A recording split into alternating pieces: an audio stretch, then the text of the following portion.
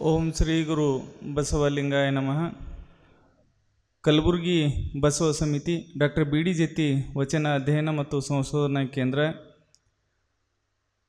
Doctor Phagu ಹಳಕಟ್ಟಿಯವರ ವಚನಶಾಸ್ತ್ರ ಸಾರ ಶತಮಾನೋತ್ಸವ ಸ್ಮರಣೆ 780ನೆಯ ಅರಿವಿನ ಮನೆ ಕಾರ್ಯಕ್ರಮ.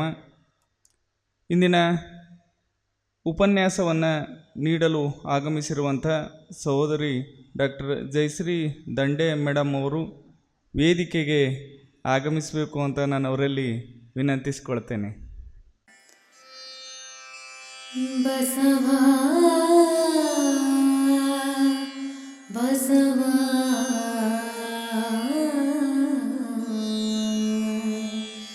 ಬಸವ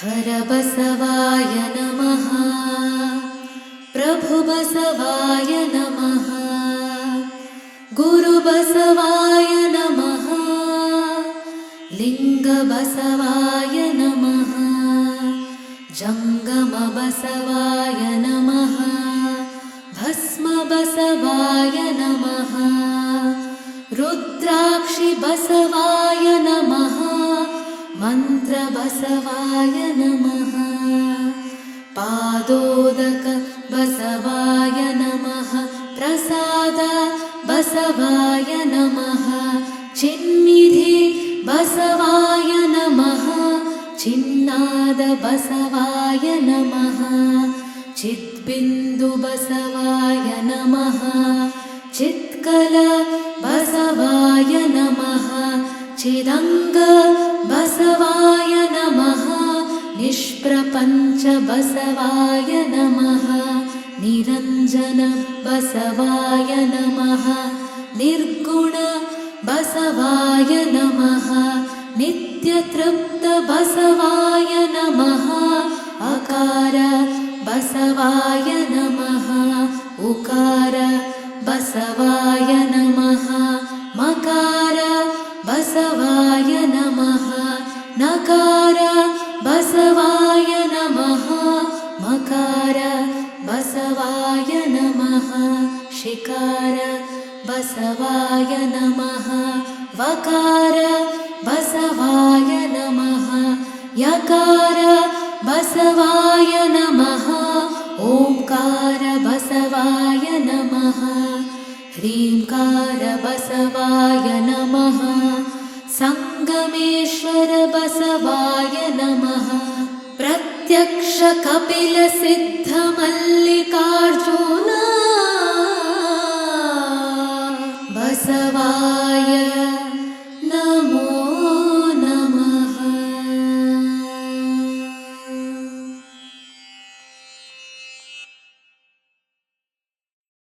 ಅನುಭವವನ್ನು ನೀಡಲಿಕ್ಕೆ ಆಗಮಿಸಿರುವಂಥ ಸಹೋದರಿ ಜಯಶ್ರೀ ದಂಡೆ ಅವರು ಗುಲ್ಬರ್ಗ ವಿಶ್ವವಿದ್ಯಾಲಯದಲ್ಲಿ ಪ್ರಾಧ್ಯಾಪಕರಾಗಿ ಸೇವೆ ಸಲ್ಲಿಸಿ ನಿವೃತ್ತರಾಗಿರುವಂಥವರು. ಅವರು ಸುಮಾರು PhD ವಿದ್ಯಾರ್ಥಿಗಳಿಗೆ ಮಾರ್ಗದರ್ಶನವನ್ನು ನೀಡಿ ವಚನ ಸಾಹಿತ್ಯದ ಕುರಿತಾಗಿ ಹಲವಾರು ಕೃತಿಗಳನ್ನು ಸಾರಸ್ವತ ಲೋಕಕ್ಕೆ ನೀಡಿರುವಂಥವರು. ಅವರಿಗೆ ಇಂದಿನ ಈ ಕಾರ್ಯಕ್ರಮಕ್ಕೆ ಬಸವ ಸಮಿತಿಯ ಪರವಾಗಿ ಹಾಗೂ ತಮ್ಮೆಲ್ಲರ ಪರವಾಗಿ ಹೃತ್ಪೂರ್ವಕವಾಗಿರುವ ಸ್ವಾಗತವನ್ನು ಬಯಸ್ತೇನೆ.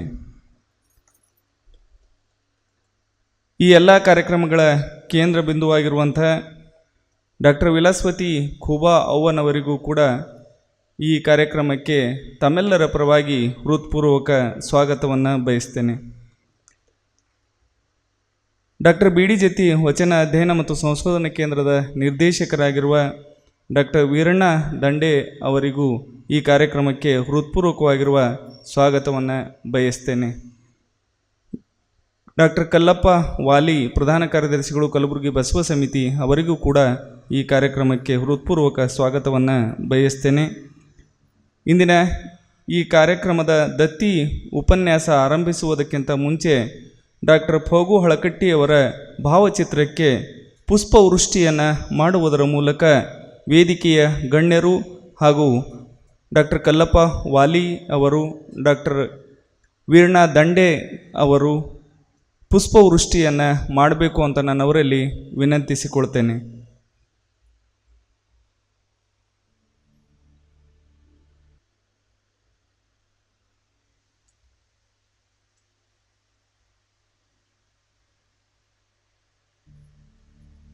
ಓಂ ಶ್ರೀ ಗುರು ಬಸವಲಿಂಗಾಯ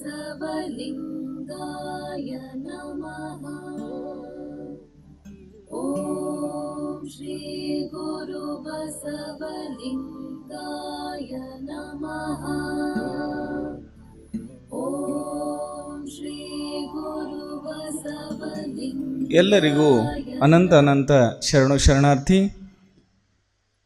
ಆತ್ಮೀಯ ಶರಣ ಬಂಧುಗಳೇ, ಇಂದಿನ ಈ ಕಾರ್ಯಕ್ರಮಕ್ಕೆ ಡಾಕ್ಟರ್ ಫಗು ಹಳಕಟ್ಟಿಯವರ ವಚನ ಶಾಸ್ತ್ರ ಸಾರ ಶತಮಾನೋತ್ಸವ ಸ್ಮರಣೆ ವಿಷಯದ ಕುರಿತಾಗಿ ತಮ್ಮ ಅನುಭವಗಳನ್ನು ನಮ್ಮೊಡನೆ ಹಂಚಿಕೊಳ್ಳಲಿಕ್ಕೆ ಆಗಮಿಸಿರುವಂಥ ಸಹೋದರಿ ಡಾಕ್ಟರ್ ಜಯಶ್ರೀ ದಂಡೆ ಅವರಿಗೆ ಈ ವೇದಿಕೆಗೆ ತಮ್ಮ ಅನುಭವ ನಿವೇದನೆಗೆ ಹೃತ್ಪೂರ್ವಕವಾಗಿರುವಂಥ ಆತ್ಮೀಯ ಸ್ವಾಗತವನ್ನು ಬಯಸಿ ಈ ವೇದಿಕೆಯನ್ನು ಅವರ ಅನುಭವಕ್ಕಾಗಿ ಅರ್ಪಿಸ್ತಾ ಇದ್ದೇನೆ.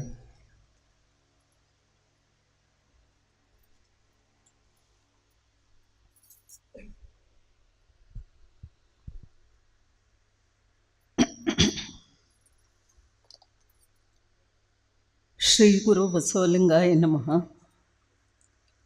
ಕಲಬುರಗಿ ಬಸವ ಸಮಿತಿ, ಡಾಕ್ಟರ್ ಬಿ ಡಿ ಜತ್ತಿ ವಚನ ಅಧ್ಯಯನ ಮತ್ತು ಸಂಶೋಧನಾ ಕೇಂದ್ರ ಹಮ್ಮಿಕೊಂಡಿರುವಂತಹ ಡಾಕ್ಟರ್ ಫಗು ಹಳಕಟ್ಟಿಯವರ ವಚನಶಾಸ್ತ್ರ ಸಾರ ಶತಮಾನೋತ್ಸವ ಸ್ಮರಣೆ ಈ ಕಾರ್ಯಕ್ರಮದ ಒಂದು ಅಧ್ಯಕ್ಷತೆಯನ್ನು ವಹಿಸಿದಂಥ ತಾಯಿ ಡಾಕ್ಟರ್ ವಿಲಾಸವತಿ ಖೂಬಾ ಅವರೇ,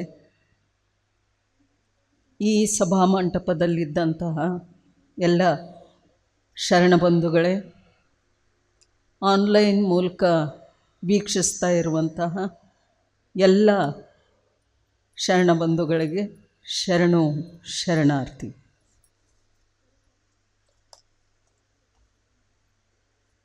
ಇವತ್ತು ಡಾಕ್ಟರ್ ಫಗು ಹಳಕಟ್ಟಿಯವರು 100 ವರ್ಷಗಳ ಹಿಂದೆ ರಚನೆ ಮಾಡಿದಂತಹ ವಚನಶಾಸ್ತ್ರ ಸಾರ ಅನ್ನುವಂತಹ ಕೃತಿಗೆ 100 ವರ್ಷ ತುಂಬಿದ ಸಂದರ್ಭದಲ್ಲಿ ಕಾರ್ಯಕ್ರಮವನ್ನು ಆಯೋಜಿಸಲಾಗಿದೆ.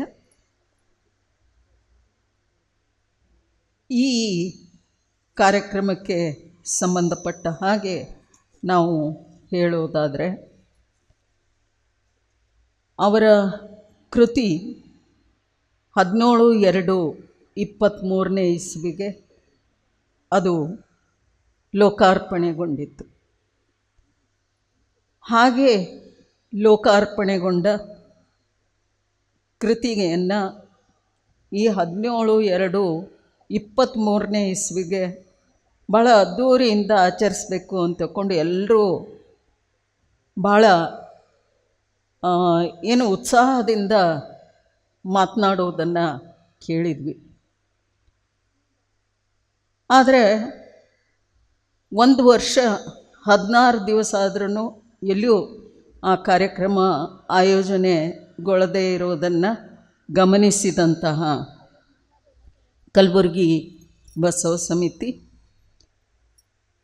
ಇಲ್ಲಿ ಮೊಟ್ಟ ಮೊದಲ ಬಾರಿಗೆ ದಿನಾಂಕ 5/3/2023 ನಮ್ಮ ತಂದೆಯವರ ದತ್ತಿ ಕಾರ್ಯಕ್ರಮವೇ ಇತ್ತು. ಅಂದು ಆ ನೆವದಲ್ಲಿ ಕಲ್ಯಾಣದ ಶರಣರು ಅಂತ ಹೇಳುವಂತಹ ವಿಷಯವನ್ನು ಇಟ್ಕೊಂಡು ಡಾಕ್ಟರ್ ದಂಡೆಯವರು ಮಾತನಾಡುವುದರ ಜೊತೆಗೆ ಆ ವಚನಶಾಸ್ತ್ರ ಸಾರಕ್ಕೆ ತುಂಬಿದ 100 ವರ್ಷದ ಸ್ಮರಣೆಯನ್ನು ನಾವು ಅಂದೇ ಆಚರಿಸಿದ್ದೇವೆ. ಹೀಗಾಗಿ ಕಲಬುರಗಿ ಬಸವ ಸಮಿತಿ ಮೊಟ್ಟ ಮೊದಲ ಬಾರಿಗೆ ಈ ಆಚರಣೆಯನ್ನು ಮಾಡಲಾಗಿತ್ತು. ಇನ್ನೂ ಮತ್ತೆ ಆ ಕುರಿತು ಎಲ್ಲ ಕಡೆ ಕಾರ್ಯಕ್ರಮಗಳು ನಡೀತಾ ಇರೋದರಿಂದ ಇವತ್ತು ಆ ವಿಷಯವನ್ನು ಕುರಿತು ನಾನು ಇಲ್ಲಿ ಮಾತನಾಡಲು ತಮ್ಮೆಲ್ಲರ ಎದುರಿಗೆ ಬಂದು ನಿಂತಿದ್ದೇನೆ. ಶರಣರ ಕುರಿತು ನಾವು ಮಾತನಾಡುವಾಗ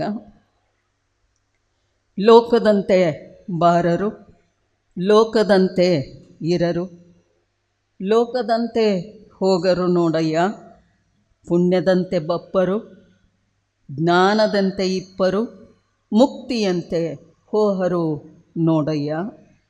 ಉರಿಲಿಂಗದೇವ, ನಿಮ್ಮ ಶರಣರು ಉಪಮಾತೀತರಾಗಿ ಉಪಮಿಸಬಾರದು ಅಂತ ಉರ್ಲಿಂಗದೇವರು 12ನೇ ಶತಮಾನದಲ್ಲಿ ಹೇಳಿದಂತಹ ಆ ವಚನದ ಸಾರ ಇಂದು ಯಾರಿಗೆ ಅನ್ವರ್ಥ ಆಗುತ್ತೆ ಅಂತ ಅಂದರೆ ಡಾಕ್ಟರ್ ಪಗು ಹಳಕಟ್ಟಿಯವರಿಗೆ ಅಂಥೇಳಿ ನಾವು ಅಭಿಮಾನದಿಂದ ಹೇಳ್ಕೊಳ್ಬೇಕಾಗತ್ತೆ.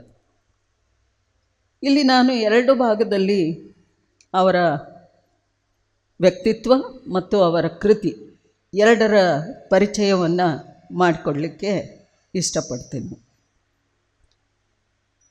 ಕರ್ನಾಟಕ ಸರ್ಕಾರ ಎಷ್ಟು ದಿನಗಳವರೆಗೆ ಅವರ ಕಡೆ ಗಮನವನ್ನು ಹರಿಸಿರಲಿಲ್ಲ. ಕರ್ನಾಟಕದಲ್ಲಿ ಇಂಥ ಒಬ್ಬ ವ್ಯಕ್ತಿ ಒಂದು ದೊಡ್ಡ ಶಕ್ತಿಯಾಗಿ, ಸಂಸ್ಥೆಯಾಗಿ, ವಿಶ್ವವಿದ್ಯಾಲಯ ಆಗಿ ತನ್ನ ಜ್ಞಾನದ ತನ್ನ ಇಡೀ ಆಯುಷ್ಯಮಾನದ ಬದುಕಿದ್ದ 84 ವರ್ಷದೊಳಗೆ 62 ವರ್ಷಗಳವರೆಗೆ ಈ ವಚನ ಸಾಹಿತ್ಯಕ್ಕೇ ತಮ್ಮ ಸೇವೆಯನ್ನು ಕೊಟ್ಟರು.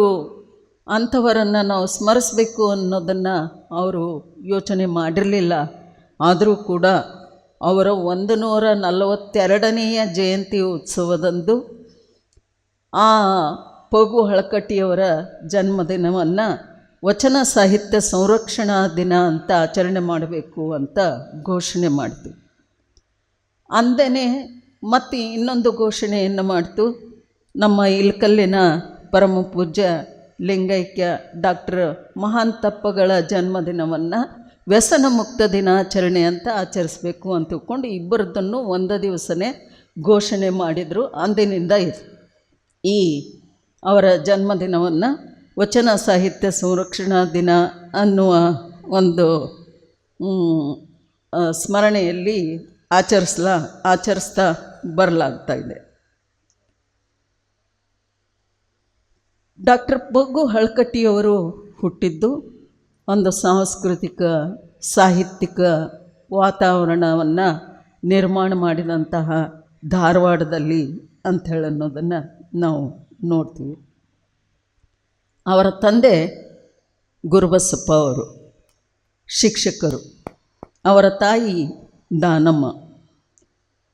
2/7/1880 ಪಗು ಹಳಕಟ್ಟಿಯವರ ಜನನ ಆಗ್ತದೆ. ಗುರುಬಸಪ್ಪನವರು ಸಹಿತ ಸಾಹಿತ್ಯದಲ್ಲಿ ಆಸಕ್ತಿ ಉಳ್ಳವರಾಗಿದ್ದರು. ವಿದ್ಯಾರ್ಥಿಗಳಿಗೆ ಬಹಳ ಉತ್ತಮವಾದಂತಹ ಚಿಂತನೆಗಳನ್ನು ತುಂಬುವಂತಹ ಒಬ್ಬ ಆದರ್ಶ ಶಿಕ್ಷಕರಾಗಿದ್ದರು. ಆನಂತರ ಮಕ್ಕಳನ್ನು ಅದೇ ರೀತಿಯಾಗಿ ಬೆಳೆಸಬೇಕು ಅನ್ನುವಂಥ ಅದಮ್ಯ ಉತ್ಸಾಹವನ್ನು ಹೊಂದಿದವರಾಗಿದ್ದರು. ಎಷ್ಟೋ ಕೃತಿಗಳನ್ನು ಲೇಖನಗಳನ್ನು ಬರೆದು ಪ್ರಕಟಿಸ್ತಾ ಇದ್ದರು. ಅಂಥ ಒಂದು ಪರಿಸರದಲ್ಲಿ ಹಳಕಟ್ಟಿಯವರು ಬೆಳೀತಾರೆ. ಆದರೆ ದುರ್ದೈವ, ಅವರ ತಾಯಿ ಇವರು 3 ವರ್ಷ 2 ತಿಂಗಳದವರು ಇದ್ದಾಗಲೇ 3 ವರ್ಷ 2 ದಿನದವರ ಆದಾಗಲೇ ಅವರು ಲಿಂಗೈಕ್ಯರಾಗ್ತಾರೆ. ತಮ್ಮ ಅಜ್ಜಿ ಬಸಮ್ಮ ಅವರ ಹತ್ತಿರ ಭಾಳ ಮುದ್ದಿನ ಮೊಮ್ಮಗನಾಗಿ ಹಳಕಟ್ಟಿಯವರು ಬೆಳೀತಾರೆ. ಧಾರವಾಡ, ಬೆಳಗಾವಿ ಈ 2 ಪರಿಸರದಲ್ಲೂ ಬಹಳ ಮಹತ್ವದ ಒಂದು ಕ್ಷಣಗಳನ್ನು ಅನುಭವಿಸ್ತಾ ಸಾಂಸ್ಕೃತಿಕವಾಗಿ ಸಾಹಿತ್ಯಿಕವಾಗಿ ಅವರು ಬೆಳೀತಾನೆ ಹೋಗ್ತಾರೆ ಅಂಥೇಳಿ ಅನ್ನೋದನ್ನು ನಾವು ಗಮನಿಸ್ತೀವಿ.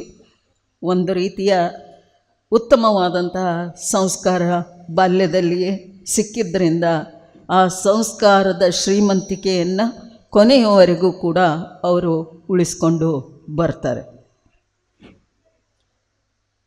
ಇವರು ಇನ್ನೂ ಪ್ರೌಢಶಾಲೆಯಲ್ಲಿ ಓದುತ್ತಿರುವಂತಹ ಸಂದರ್ಭದಲ್ಲಿನೇ ಅವರಿಗೆ ಒಬ್ಬ ಶಿಕ್ಷಕರು ಅಲ್ಲಿದ್ದವರು ಹೆಂಗೆ ಟೀಕಾ ಮಾಡ್ತಿದ್ರು ಅಂಥೇಳಿ ಅನ್ನೋದನ್ನು ಈ ಬಾಲಕ ಪಗು ಹಳಕಟ್ಟಿಯವರ ಮನಸ್ಸು ಅದನ್ನು ಗ್ರಹಿಸ್ತೈತಿ ಅಂಥೇಳಿ ಅನ್ನೋದನ್ನು ನೋಡಿದರೆ, ಅಂದ್ರೆ ಸಣ್ಣ ಮಕ್ಕಳ ಮನಸ್ಸು ಎಷ್ಟು ನಿರ್ಮಲವಾಗಿರ್ತದೆ, ಯಾವುದಾದ್ರೂ ಒಂದು ಸಂಗತಿ ಅವರ ಮನಸ್ಸಿನ ಮೇಲೆ ಒಂದು ಕೆಟ್ಟ ಪರಿಣಾಮವನ್ನು ಬೀರ್ತು ಅಂತೇಳಂದ್ರೆ ಅದನ್ನು ಸುಧಾರಿಸಿಕೊಳ್ಳುವುದಕ್ಕಾಗಿ ಅವರು ಯಾವೆಲ್ಲ ರೀತಿಯಲ್ಲಿ ಪ್ರಯತ್ನಿಸ್ತಾರೆ ಅನ್ನೋದಕ್ಕೆ ಡಾಕ್ಟರ್ ಪಗು ಹಳಕಟ್ಟಿಯವರು ನಮಗೆ ನಿದರ್ಶನರಾಗಿ ನಿಲ್ತಾರೆ. ಈ ಲಿಂಗಾಯತ ಮತತತ್ವದ ಬಗ್ಗೆ ಅರಿವಿಲ್ಲದಂಥ, ಲಿಂಗಾಯತ ಸಮಾಜದ ಇತಿಹಾಸದ ಅರಿವಿಲ್ಲದಂತಹ ಒಬ್ಬ ಶಿಕ್ಷಕರು ಏನು ಹೇಳ್ತಾರೆ ಅಂಥೇಳಂದ್ರೆ, ಲಿಂಗಾಯತರಿಗೆ ಒಂದು ಸಾಹಿತ್ಯ ಇಲ್ಲ, ಲಿಂಗಾಯತರು ಶೂರರಲ್ಲ, ಒಬ್ಬ ಅರಸನು ಈ ಸಮಾಜದವರು ಆಗಲಿಲ್ಲ ಅನ್ನುವಂತಹ ಕಟಿಕಿ ಮಾತನ್ನು ಆಡಿದಂತಹ ಸಂದರ್ಭದೊಳಗೆ ಅವರು ಏನು ಮಾಡಿದರು ಅಂಥೇಳಂದ್ರೆ, ಇಲ್ಲ, ಹೇಗೆ ಇವರು ಹೇಳ್ತಾರೆ, ನಾನು ಇದನ್ನು ಗಂಭೀರವಾಗಿ ತೆಗೆದುಕೊಳ್ಬೇಕು, ಯಾವ ಸಾಹಿತ್ಯ ಯಾವ ಸಮಾಜದಲ್ಲಿ ಇಲ್ಲ ಅಂತ ಹೇಳ್ತಾರೆ, ಅದನ್ನು ನಾನು ಸಮೃದ್ಧವಾಗಿ ತೋರಿಸ್ಕೊಡ್ಬೇಕು ಅನ್ನುವಂತಹ ಒಂದು ಸಂಕಲ್ಪವನ್ನು ಆ ಬಾಲಕ ಅಂದೇ ಮಾಡಿದರೆ ಏನು ಅನ್ನುವ ಹಾಗೆ ಅವರು ದುಡಿದ್ರು ಅಂಥೇಳಿ ಅನ್ನೋದನ್ನು ನಾವು ನೋಡ್ತೀವಿ. ಹಾಗೆ ಈ ಲಿಂಗಾಯತ ಸಮಾಜದ ಒಂದು ಸಮೃದ್ಧವಾದಂತಹ ಇತಿಹಾಸವನ್ನು, ವಚನ ಸಾಹಿತ್ಯವನ್ನು ಅತ್ಯಂತ ಶ್ರದ್ಧೆ ನಿಷ್ಠೆಯಿಂದ ಉಳಿಸ್ಲಿಕ್ಕೆ ಪ್ರಯತ್ನ ಮಾಡಿದವರಲ್ಲಿ ಮೊದಲಿಗರು ಡಾಕ್ಟರ್ ಪಗು ಹಳಕಟ್ಟಿಯವರು ಅಂತ ಹೇಳ್ಕೊಳ್ಳಿಕ್ಕೆ ಹೆಮ್ಮೆ ಅನ್ನಿಸ್ತದೆ. ಅವರು ಕಲಿತಿದ್ದು ಈ ಕ್ರಿಶ್ಚಿಯನ್ ಮಿಷನರಿ ಸ್ಕೂಲ್ಗಳಲ್ಲಿನೇ. ಅವತ್ತೆಲ್ಲ ಅವೇ ಶಾಲೆಗಳೇ ಹೆಚ್ಚಿಗೆ ಇದ್ದವು ಅಂಥೇಳಿ ಅನ್ನೋದನ್ನು ನಾವು ನೋಡ್ತೀವಿ. BA LLBವರೆಗೂ ಕೂಡ ಅದೇ ಕ್ರಿಶ್ಚಿಯನ್ ಶಾಲೆಗಳಲ್ಲಿ ಕಲಿತಾಗ ಅವರಲ್ಲಿರುವಂಥ ಆ ಮುಂಬೈಗೆ BAಯನ್ನು ಮುಗಿಸ್ಲಿಕ್ಕೆ ಹೋದಂತಹ ಸಂದರ್ಭದೊಳಗೆ ಅಲ್ಲಿದ್ದಂತಹ ಎಲ್ಲ ಶಿಕ್ಷಕರಲ್ಲಿ ಕಂಡಂತಹ ವಿರಕ್ತ ಗುಣ, ಸೇವಾ ಮನೋಭಾವ, ಅವರು ತಮ್ಮನ್ನು ಆ ಶಿಕ್ಷಕ ವೃತ್ತಿಗೆ ಅರ್ಪಿಸಿಕೊಂಡಂತಹ ಬಗೆ ಇವೆಲ್ಲವನ್ನು ನೋಡಿ ಅವರಿಗೆ ಗಾಬರಿ ಆಗ್ತದೆ. ಯಾಕಂದರೆ ಈಗ BA ಕಲಿಯೋ ಹೊತ್ತಿಗೆ ಆಗಲೇ ಇವರ ವಿವಾಹ ಆಗಿಬಿಟ್ಟಿರ್ತದೆ. ಆದರೆ ವಿರಕ್ತರಾಗಿ ಅವರು ಎಷ್ಟೆಲ್ಲ ಕೆಲಸವನ್ನು ಮಾಡ್ತಾರಲ್ಲ, ನಾವು ಸಂಸಾರದಲ್ಲಿ ಇದ್ದುಕೊಂಡು ಸಹಿತ ಅಂಥ ಒಂದು ಸಂಯಮ, ಸಹನೆ, ಶಿಸ್ತು ಇವೆಲ್ಲವನ್ನು ನಾವು ರೂಢಿಸ್ಕೊಳ್ಬೇಕು ಅನ್ನುವಂತಹ ವಿಚಾರವನ್ನು ಮಾಡಿ ಅವರು ತಮ್ಮ LLB ಪದವಿಯನ್ನು ಪೂರೈಸಿಕೊಂಡು ಬಂದ ನಂತರ ಒಂದು ದಿನ ಒಬ್ಬರ ಮನೆಗೆ ಔತಣಕ್ಕೆಂದು ಹೋದಂತಹ ಸಂದರ್ಭದಲ್ಲಿ ಏನನ್ನು ನೋಡ್ತಾರೆ ಅಂತಂದ್ರೆ, ಅವ್ರ ಕಣ್ಣಿಗೆ ಏನು ಬೀಳ್ತದೆ ಅಂತ ಅಂದ್ರೆ 1905 ಇಸ್ವಿ ಅಂದು ಇವರ ಕಣ್ಣಿಗೆ ಗುಬ್ಬಿ ಮಲ್ಲಣ್ಣ ಅವರು ರಚನೆ ಮಾಡಿದಂತಹ ಗಣಭಾಷ್ಯ ರತ್ನಮಾಲೆಯ ಒಂದು ಹಸ್ತಪ್ರತಿ ಇವರ ಕೈಗೆ ಸಿಗ್ತದೆ. ಆ ಸಿಕ್ಕಂಥ ಸಂದರ್ಭದೊಳಗೆ ಅಲ್ಲಿರುವಂತಹ ವಚನಗಳನ್ನು ಓದಿ ಆಸಕ್ತರಾಗಿ, ನಮ್ಮ ಸಾಹಿತ್ಯ ಇಷ್ಟು ಒಂದು ಆದರ್ಶಮಯವಾಗಿದ್ರೂ ಈ ರೀತಿಯಾದಂತಹ ಮಾತುಗಳು ಇಲ್ಲಿ ಕೇಳಿ ಬರ್ತಾವಲ್ಲ, ಅದಕ್ಕೆ ನಾನು ಇಂಥ ಎಷ್ಟೋ ಪ್ರತಿಗಳು ಇನ್ನೂ ಅಲ್ಲಲ್ಲಿ ಕ್ರಾಂತಿಯ ಸಂದರ್ಭದೊಳಗೆ ಹರಿದು ಹಂಚಿ ಹೋಗಿರಬೇಕು, ಅವುಗಳನ್ನು ನಾನೆಲ್ಲ ಸಂಗ್ರಹಿಸಬೇಕು ಅನ್ನುವಂತಹ ಒಂದು ನಿರ್ಣಯವನ್ನು 1905 ಅವರು ಮಾಡಿಕೊಳ್ತಾರೆ ಅಂತ ಅನ್ನೋದನ್ನು ನಾವು ನೋಡ್ತೀವಿ. ಸುಮ್ಮನೆ ಒಂದು ಸಿಕ್ಕಂಥ ಹಸ್ತಪ್ರತಿಯಲ್ಲಿ ಇರುವ ವಚನಗಳನ್ನು ಓದಿ ಪ್ರಭಾವಿತರಾಗಿ ಅವುಗಳನ್ನು ತಾನು ಸಂಗ್ರಹಿಸಬೇಕು ಅಂತ ನಿರ್ಣಯ ಮಾಡಿದ್ದನ್ನು ನಾವು ನೋಡಿದ್ವಿ. ಅಂದರೆ ಇವತ್ತು ಎಷ್ಟು ಜನ ಆ ರೀತಿಯಾದಂಥ ಆಲೋಚನೆ ಮಾಡಲಿಕ್ಕೆ ಸಾಧ್ಯ ಆಗುತ್ತೆ ಅನ್ನೋದನ್ನು ನಮ್ಮ ನಾವೇ ಪರಾಮರ್ಶಿಸಿಕೊಂಡು ವಿಚಾರಿಸಬೇಕಾಗತ್ತೆ. ಹಾಗೆ ಅವರು ಅಂದಿನಿಂದವೂ ಕೂಡ ಅವರ ತಲೆಯಲ್ಲಿ ಆ ಸಂಗ್ರಹಗಳನ್ನು ಸಂಗ್ರಹಿಸಬೇಕು, ಆ ಕಟ್ಟುಗಳನ್ನೆಲ್ಲ ಒಂದು ಕಡೆ ಕೂಡಿ ಹಾಕಬೇಕು ಅಂಥೇಳನ್ನುವ ನಿರ್ಣಯವನ್ನು ಮಾಡಿಕೊಂಡಿರೋದ್ರಿಂದ ತಮ್ಮ LLB ಮುಗಿದ ನಂತರ ಈ ವಕೀಲಿ ವೃತ್ತಿಯನ್ನು ಬೆಳಗಾವಿಯ ಚೌಗ್ಲೆ ಅನ್ನೋರಲ್ಲಿ ಅವರು ಪ್ರಾರಂಭಿಸ್ತಾರೆ. ಆದರೆ ಅವರಿಗೆ ಅಲ್ಲಿ ಯಾಕೋ ಸಮಾಧಾನ ಆಗೋದಿಲ್ಲನೋ, ಅವರಿಗೆ ಯಾವುದು ಕೈ ಬೀಸಿ ಕರೀತು ಅಂತಂದರೆ ಬಸವಣ್ಣನವರ ಜನ್ಮಭೂಮಿ ವಿಜಯಪುರ ಅವರಿಗೆ ಕೈ ಬೀಸಿ ಕರೀತೇನೋ, ಹೀಗಾಗಿ ತಮ್ಮ ಕಾಯಕವನ್ನು ಅಲ್ಲಿ ಪ್ರಾರಂಭ ಮಾಡ್ತಾರೆ. ಆದರೆ ಅವರ ಮನಸ್ಸಿನ ತುಂಬಿಕೊಂಡದ್ದು ಏನು ಅಂತ ಅಂದರೆ ವಚನ ರಾಶಿ, ವಚನ ಕಟ್ಟುಗಳು ಅವೆಲ್ಲವನ್ನು ನಾನು ಸಂಗ್ರಹಿಸಬೇಕು ಅಂತ ಹೇಳುವಂಥದ್ದೇ ಆಗಿತ್ತು. ಹೀಗಾಗಿ ಆ ಎಲ್ಲ ವಚನ ಕಟ್ಟುಗಳನ್ನು ಒಂದೆಡೆ ಸಂಗ್ರಹ ಮಾಡ್ತಾರೆ. ತಾನೊಬ್ಬ ವಕೀಲ ಅನ್ನೋದನ್ನು ಕೂಡ ಮರೆತು ಎಲ್ಲ ಕಡೆ ಸೈಕಲ್ ಮೇಲೆ ಹೋಗ್ತಿದ್ರಂತ್ರಿ. ಒಂದು ಟ್ರಂಕ್, ಅವಾಗೆಲ್ಲ ಕಬ್ಬಿಣದ ಟ್ರಂಕ್ಗಳಿರ್ತಿದ್ವು. ಆ ಟ್ರಂಕನ್ನು ಹೊತ್ಕೊಂಡು ಹೋಗಿ ಅವರ ಮನಸ್ಸನ್ನು ಒಲಿಸಿ ತಮಗೆ ತಿಳಿದಂತಹ ವಚನಗಳ ಮನವರಿಕೆಯನ್ನು ಅವರಿಗೆ ಮಾಡಿಕೊಟ್ಟು ಆ ಕಟ್ಟುಗಳನ್ನೆಲ್ಲ, ಯಾಕಂದರೆ ನಮ್ಮ ಮೌಢ್ಯತೆಗೆ ಕೊರತೆ ಅಂತ ಹೇಳನ್ನುವಂಥದ್ದೇ ಇಲ್ಲ, ಆ ಕಟ್ಟುಗಳನ್ನೆಲ್ಲ ಜಗಲಿಯ ಮೇಲಿಟ್ಟು ನೀರು ಸಿಂಪಡಿಸಿ ಕುಂಕುಮ ವಿಭೂತಿ ಎಲ್ಲವನ್ನು ಹಚ್ಚಿ ಹಾಳಾಗಿ ಹೋಗುವಂತಹ ಆ ಕಟ್ಟುಗಳನ್ನೆಲ್ಲ ಮನವೊಲಿಸಿಕೊಂಡು ತೆಗೆದುಕೊಂಡು ಬಂದು ತಮ್ಮ ಒಂದು ಮನೆಯಲ್ಲಿ ಸಂಗ್ರಹಿಸಿ ಇಟ್ಕೋತಾರೆ. ಆನಂತರ ತಮಗೆ ಯಾವ ಒಳ್ಳೆಯ ವಚನಗಳು ಅನ್ನಿಸ್ತವ ಅವುಗಳನ್ನು ಬರೆದಿಡ್ತಾ ಹೋಗ್ತಾರೆ. ಇಲ್ಲ ಇಷ್ಟೇ ಮಾಡಿದರೆ ಸಾಕಾಗೋದಿಲ್ಲ, ಇನ್ನೂ ಹೆಚ್ಚೆಚ್ಚಿನ ಕೆಲಸವನ್ನು ಮಾಡಬೇಕು, ಭಾಳ ಶೀಘ್ರಗತಿಯಲ್ಲಿ ಮಾಡಬೇಕು ಅಂಥೇಳನ್ನೋ ಹಿನ್ನೆಲೆಯಲ್ಲಿ ಒಂದಿಬ್ಬರು ಪ್ರತಿಕಾರರನ್ನು ಕೂಡ ನೇಮಿಸ್ಕೊಳ್ತಾರೆ. ಆದರೆ ತಮ್ಮ ವಕೀಲಿ ವೃತ್ತಿಯಿಂದ ಬರುವಂಥ ಅವರೇನು ಹಣ ಸಂಪಾದನೆಗಾಗಿ ಆ ವೃತ್ತಿಯನ್ನು ಆರಂಭ ಮಾಡೋದಿಲ್ಲ. ಹೋಗಿ ಅವರಿಗೆ ಉಚಿತವಾಗಿಯೇ ನ್ಯಾಯವನ್ನು ಒದಗಿಸುವ, ಅಂದರೆ ತಿಳುವಳಿಕೆಯ ಮೂಲಕವಾಗಿಯೇ ಅವರಿಗೆ ಎದುರಾದ ಸಮಸ್ಯೆಗಳನ್ನು ಬಗೆಹರಿಸಿ ಆ ಊರಿನಲ್ಲಿದ್ದಂತಹ ಕಟ್ಟುಗಳನ್ನು ತೆಗೆದುಕೊಂಡು ಬರುವಂತಹ ಕೆಲಸವನ್ನು ಇವರು ಮಾಡ್ತಾ ಹೋದರು. ಹಾಗೆ ಮಾಡ್ತಾ ಹೋಗ್ತಾನೆ ಅವರಿಗೆ ಒಂದು ಏನು ಅನುಭವಕ್ಕೆ ಬರುತ್ತಂದ್ರೆ, ಬರೇ ವ್ಯಕ್ತಿ ಸುಮ್ಮನೆ ಹಿಂಗೆ ಹೋದ್ರೆ ಆಗೋದಿಲ್ಲ, ಯಾವುದಾದ್ರೂ ಒಂದು ಅಧಿಕಾರ ಅಂತೇಳನ್ನುವಂಥದ್ದು ಭಾಳ ಮಹತ್ವದ್ದಾಗಿರ್ತದೆ. ಆ ಅಧಿಕಾರದ ಪರಿಣಾಮವಾಗಿ ಜನರು ಹೆಚ್ಚಿನ ಒಂದು ಗೌರವವನ್ನು ಕೊಡ್ತಾರೆ.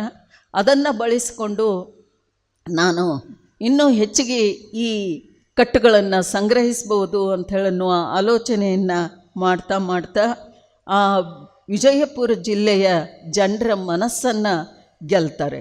ಯಾವುದರ ಮೂಲಕವಾಗಿ ಅಂತಂದ್ರೆ 1910 BLD ಶಿಕ್ಷಣ ಸಂಸ್ಥೆಯನ್ನು ಪ್ರಾರಂಭ ಮಾಡ್ತಾರೆ. ಅಲ್ಲಿರುವಂತಹ ಒಕ್ಕಲಿಗರ ಒಂದು ಬದುಕು ಬವಣೆ, ಅವರ ಅನುಭವಿಸ್ತಾ ಇರುವಂತಹ ಯಾತನೆ ಮೊದಲಾದವುಗಳನ್ನು ಗುರುತಿಸಿಕೊಂಡು ಅವರಿಗೆ ನೆರವಾಗಲಿ ಎನ್ನುವಂತಹ ಕಾರಣದ ಹಿನ್ನೆಲೆಯಲ್ಲಿ 1912 ಅಲ್ಲಿ ಸಿದ್ದೇಶ್ವರ ಅರ್ಬನ್ ಕೋಆಪ್ರೇಟಿವ್ ಬ್ಯಾಂಕ್ ಅಂತ ಹೇಳನ್ನುವಂಥ ಒಂದು ಬ್ಯಾಂಕನ್ನು ಪ್ರಾರಂಭಿಸ್ತಾರೆ. ಆಮೇಲೆ ಒಕ್ಕಲಿಗರು ಮತ್ತು ಇತರೆ ವೃತ್ತಿಯ ಜನರಿಗೆ ಅನುಕೂಲ ಆಗಲಿ ಅನ್ನುವಂತಹ ಭಾವನೆಯಿಂದ ಸಹಕಾರ ಸಂಘಗಳನ್ನು ಪ್ರಾರಂಭಿಸ್ತಾ ಹೋಗ್ತಾರೆ. ಆ ಬಿಜಾಪುರ ಜಿಲ್ಲೆ ಕಡೆ ಹತ್ತಿ ಬೆಳೆಯೋದು ಹೆಚ್ಚಿಗೆ, ಹೀಗಾಗಿ ಆ ಹತ್ತಿ ಬೆಳೆಯುವಂಥ ಒಕ್ಕಲಿಗರ ಹಿತದೃಷ್ಟಿಯಿಂದ ಈ ಹತ್ತಿ ಮಾರಾಟಗಾರರ ಸಂಘ ಅನ್ನುವಂಥದ್ದನ್ನು ಸ್ಥಾಪನೆ ಮಾಡ್ತಾರೆ. ಒಕ್ಕಲತನ ಸಂಘ ಸ್ಥಾಪನೆ ಮಾಡ್ತಾರೆ. ನೇಕಾರ ಸಹಕಾರ ಸಂಘ ಸ್ಥಾಪನೆ ಮಾಡ್ತಾರೆ. ಗ್ರಾಮೀಣ ಅಭಿವೃದ್ಧಿ ಸಂಘವನ್ನು ಸ್ಥಾಪನೆ ಮಾಡಿ ಜನರ ಮನಸ್ಸನ್ನೆಲ್ಲ ಒಲಿಸ್ಕೊಳ್ಳೋದನ್ನು ಗಮನಿಸಿದಂತಹ ಆ ಜಿಲ್ಲೆಯ ಜನರು ಏನು ಮಾಡಿದರು ಅಂತ ಅಂದರೆ, ಮೇಲಾಧಿಕಾರಿಗಳು ಇವರಿಗೆ 1919 ಜಿಲ್ಲಾ ಕಾಂಗ್ರೆಸ್ ಸಮಿತಿಯ ಅಧ್ಯಕ್ಷರನ್ನಾಗಿ ನೇಮಿಸ್ತಾರೆ. ಹಾಗೆ ಅದೇ ವರ್ಷವೇ ಮತ್ತು ವಿಜಯಪುರ ನಗರಸಭೆಯ ಉಪಾಧ್ಯಕ್ಷ 1920 ವಿಜಯಪುರ ನಗರಸಭೆಯ ಉಪಾಧ್ಯಕ್ಷರಾಗಿಯೂ ಕೂಡ ಅವರು ಸೇವೆಯನ್ನು ಸಲ್ಲಿಸ್ತಾರೆ. ಆಮೇಲೆ ಮುಂಬೈ ವಿಧಾನ ಪರಿಷತ್ ಸದಸ್ಯರಾಗ್ತಾರೆ. ಈ ಎಲ್ಲ ಸದಸ್ಯತ್ವಗಳು ಸಹಿತ ಅವರ ಮನೆಗೆ ನೇರವಾಗಿ ಬಂದಂಥವೇ ಹೊರತು ಎಲ್ಲಿಯೋ ಹೋಗಿ ಕಾಲು ಮುಗಿದು ಕೈ ಮುಗಿದು ನನಗೂ ಸೇರಿಸ್ಕೊಡ್ರಿ, ನನಗೆ ಈ ಸದಸ್ಯತ್ವ ಕೊಡ್ರಿ ಅಂತ ಅವರು ಎಂದೂ ಕೂಡ ದೇಹಿ ಅಂತ ಬೇಡ್ಕೊಳ್ಳಿಲ್ಲ. ಇದಕ್ಕೇನು ಕಾರಣ ಅಂದರೆ ಬಸವಣ್ಣನವರ ಆ ವಚನ, ಬೇಡಿದರೆ ನೊಡೆಯನ ಬೇಡುವೆ ಅಂಥೇಳನ್ನುವಂಥ ಆ ವಚನವನ್ನು ಆದರ್ಶವಾಗಿಟ್ಟುಕೊಂಡು ತನ್ನ ಬದುಕಿನ ವ್ಯಕ್ತಿತ್ವವನ್ನು ರೂಪಿಸಿಕೊಂಡವರು ಯಾರು ಅಂತ ಅಂದರೆ ಡಾಕ್ಟರ್ ಪಗು ಹಳಕಟ್ಟಿಯವರು. ಇಷ್ಟಾದರೆ ಸಾಕಾಗೋದಿಲ್ಲ. ವಿಜಯಪುರದಲ್ಲಿ ಇದ್ದಂತಹ ಆ ಸಿದ್ದರಾಮೇಶ್ವರ ದೇವಾಲಯವನ್ನು ಅಭಿವೃದ್ಧಿಪಡಿಸ್ತಾರೆ. ಅಲ್ಲಿ ಸಭಾಮಂಟಪವನ್ನು ಕಟ್ತಾರೆ. ನಿರಂತರವಾಗಿ ಶರಣರ ಅನುಭವ ಗೋಷ್ಠಿಗಳು ಇಲ್ಲಿ ನಡೀಬೇಕು, ಒಕ್ಕಲಿಗರಿಗೆ ಅನುಕೂಲವಾಗುವ ಹಾಗೆ ದನದ ಜಾತ್ರೆಯನ್ನು ನಡೆಸಬೇಕು ಅನ್ನುವಂಥ ಯೋಜನೆಗಳನ್ನೆಲ್ಲ ಹಾಕಿ ಅಲ್ಲಿ ಒಂದು ಉತ್ತಮವಾದಂತಹ ಕೆಲಸವನ್ನು ಅವರು ನಿರ್ವಹಿಸಿದರು ಅಂಥೇಳಿ ಅನ್ನೋದನ್ನು ನಾವು ನೋಡ್ತೀವಿ. ಆ BLD ಸಂಸ್ಥೆಯನ್ನು 1910 ಸ್ಥಾಪನೆ ಮಾಡೋದರ ಜೊತೆಗೆ 1914 ಈ ಸಿದ್ದೇಶ್ವರ ಪ್ರೌಢಶಾಲೆ ಅಂಥೇಳಿ ಅನ್ನೋದನ್ನು ಆರಂಭಿಸ್ತಾರೆ. ಆನಂತರ ಮತ್ತೆ ಆ ಶಿಕ್ಷಕರು ಮತ್ತು ಅಲ್ಲಿದ್ದಂತಹ ಪಾಲಕರು, ವಿದ್ಯಾರ್ಥಿಗಳು ಎಲ್ಲರೂ ಇದರ ಕಡೆ ಒಲವು ತೋರಿಸಬೇಕು.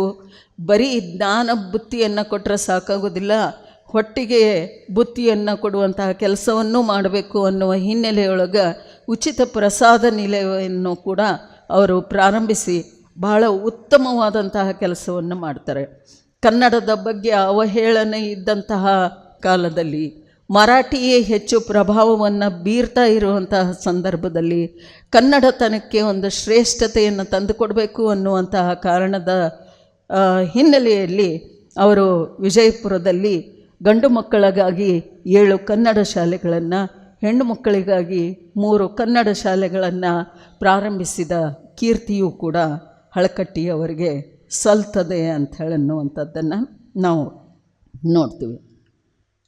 ಇನ್ನು ವಚನ ಸಾಹಿತ್ಯ ಸಂರಕ್ಷಣೆಗೆ ಹಳಕಟ್ಟಿಯವರ ಕೊಡುಗೆ ಅಂಥದ್ದು ಅಂಥೇಳಿ ಅನ್ನೋದನ್ನು ನಾವು ನೋಡಿದ್ವಿ ಅಂತ ಅಂದರೆ 1905 ನಿರಂತರವಾಗಿ ಅವರು ವಚನಕಟ್ಟುಗಳ ಸಂಗ್ರಹವನ್ನು ಮಾಡ್ತಾ ಹೋಗ್ತಾರೆ.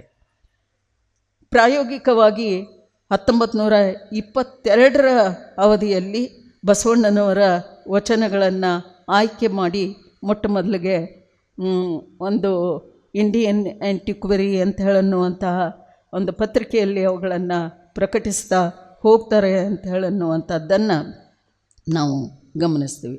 ಆದರೆ ಈ ವಚನಶಾಸ್ತ್ರ ಸಾರ ಅನ್ನುವಂತಹ ಕೃತಿ ರಚನೆ ಮಾಡುವುದರ ಹಿಂದೆ ಅವರ ಶ್ರಮ ಎಷ್ಟಿತ್ತು ಅಂಥೇಳಿ ಅನ್ನೋದನ್ನು ನಾವು ನೋಡಿದ್ವಿ ಅಂತ ಅಂದ್ರೆ ಸುಮಾರು 17 ವರ್ಷ ನಿರಂತರವಾದಂತಹ ಅಧ್ಯಯನದ ಮೂಲಕ ಇವತ್ತೇನು ನಾವು ಪ್ರಕಟವಾದಂತಹ ಕೃತಿಗಳನ್ನು ನೋಡ್ತೀವಲ್ರಿ, ಪ್ರಕಟವಾದ ಕೃತಿಗಳಿರಲಿಲ್ಲ.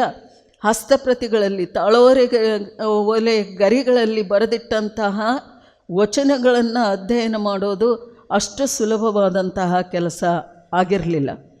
ಆದರೆ ಹಳಕಟ್ಟಿಯವರು ಸುಮಾರು 1905 1922 ಸತತ ಅಧ್ಯಯನ ಮಾಡಿದರು.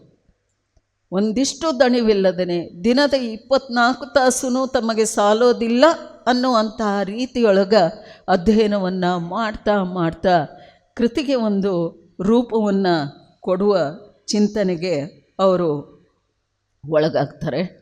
ಸಾಕಷ್ಟು ಬೇರೆ ಬೇರೆ ರೀತಿಯಲ್ಲಿ ಆ ಕೃತಿಗೆ ಒಂದು ಸ್ವರೂಪವನ್ನು ಕೊಡಬೇಕು ಅಂಥೇಳನ್ನುವಂತಹ ಆಲೋಚನೆ ಕೂಡ ಅವ್ರದ್ದಾಗಿತ್ತು ಅಂಥೇಳನ್ನೋದನ್ನು ನಾವು ನೋಡ್ತೀವಿ. ಒಂದು ಕೃತಿ ಪ್ರಕಟ ಆಗಬೇಕು ಅಥವಾ ಒಂದು ಕೃತಿಯನ್ನು ರಚನೆ ಮಾಡಬೇಕು ಅಂತ ಅಂದ್ರೆ ಅದು ಸುಲಭದ ಮಾತಲ್ಲ.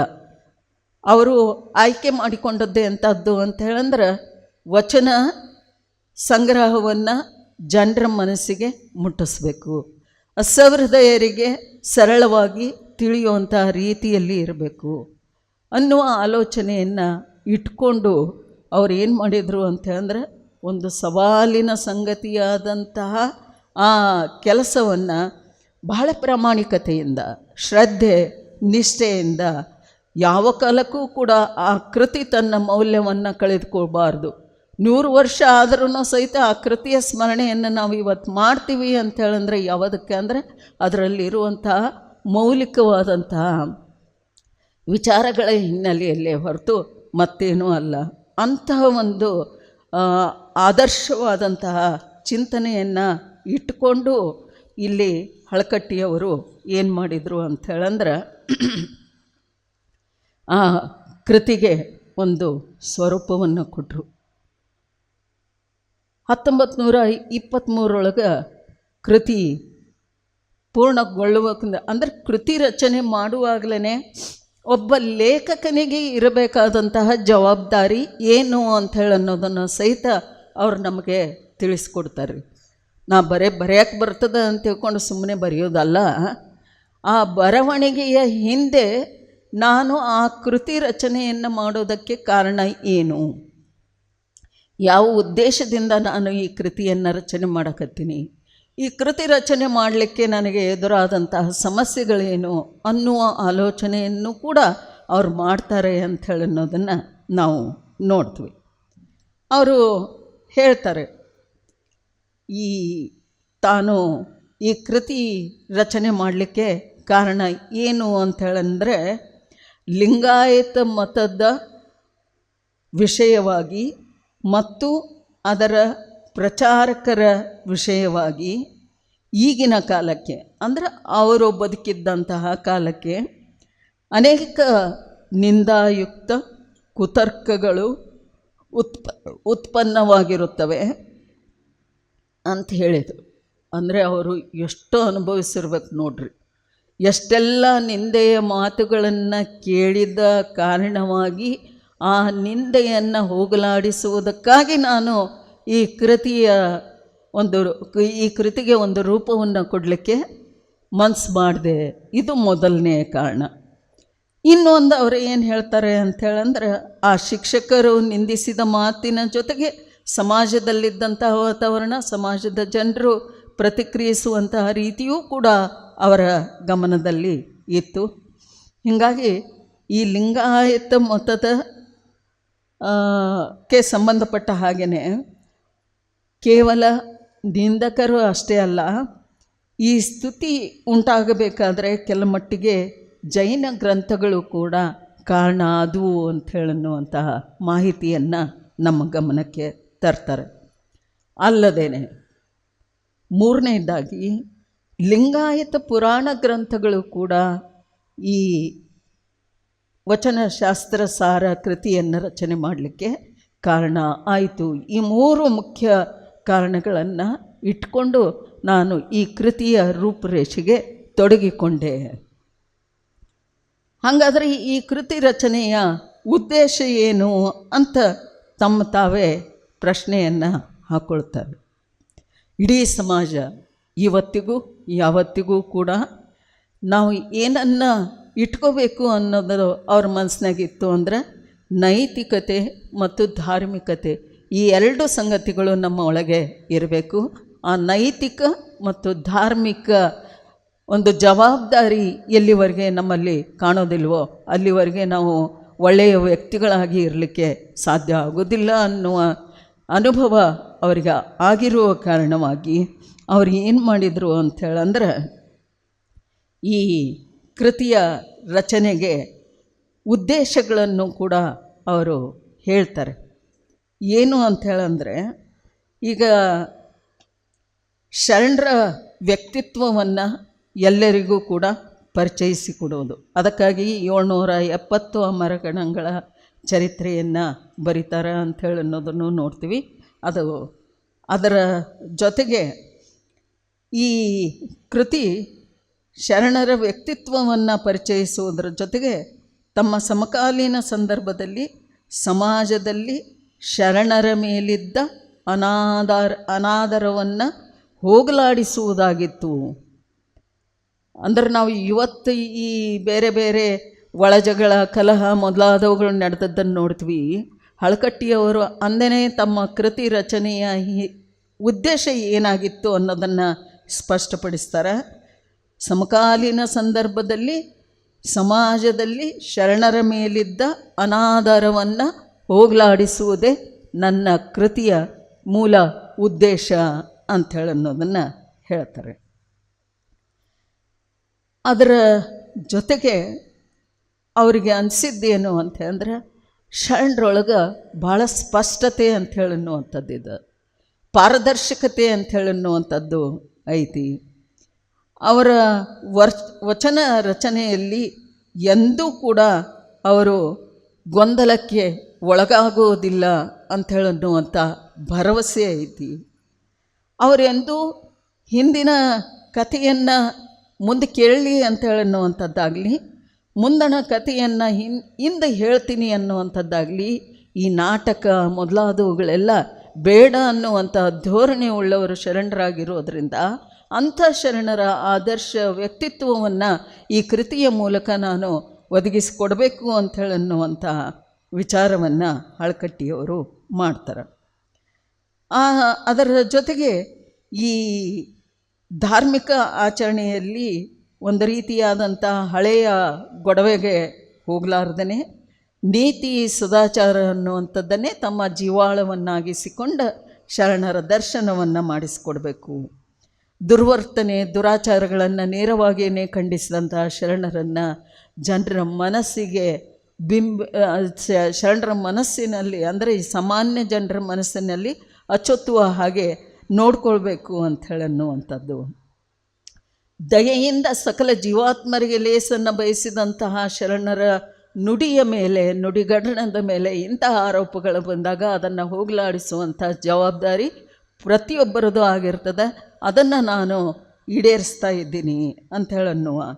ಅದರ ಜೊತೆಗೆ ಜಾತಿರಹಿತ ಸಮಾಜದ ರೂವಾರಿಗಳಾದಂತಹ ಈ ಶರಣರು ಈ ಸ್ಥಾಪಿಸಿದಂತಹ ಲಿಂಗಾಯತದ ಸ್ವರೂಪ ಅಂಥೇಳಿ ಅನ್ನುವಂಥದ್ದು ಜಾತಿಯ ಆಧಾರಿತವಾಗಿ ಇರಲಿಲ್ಲ.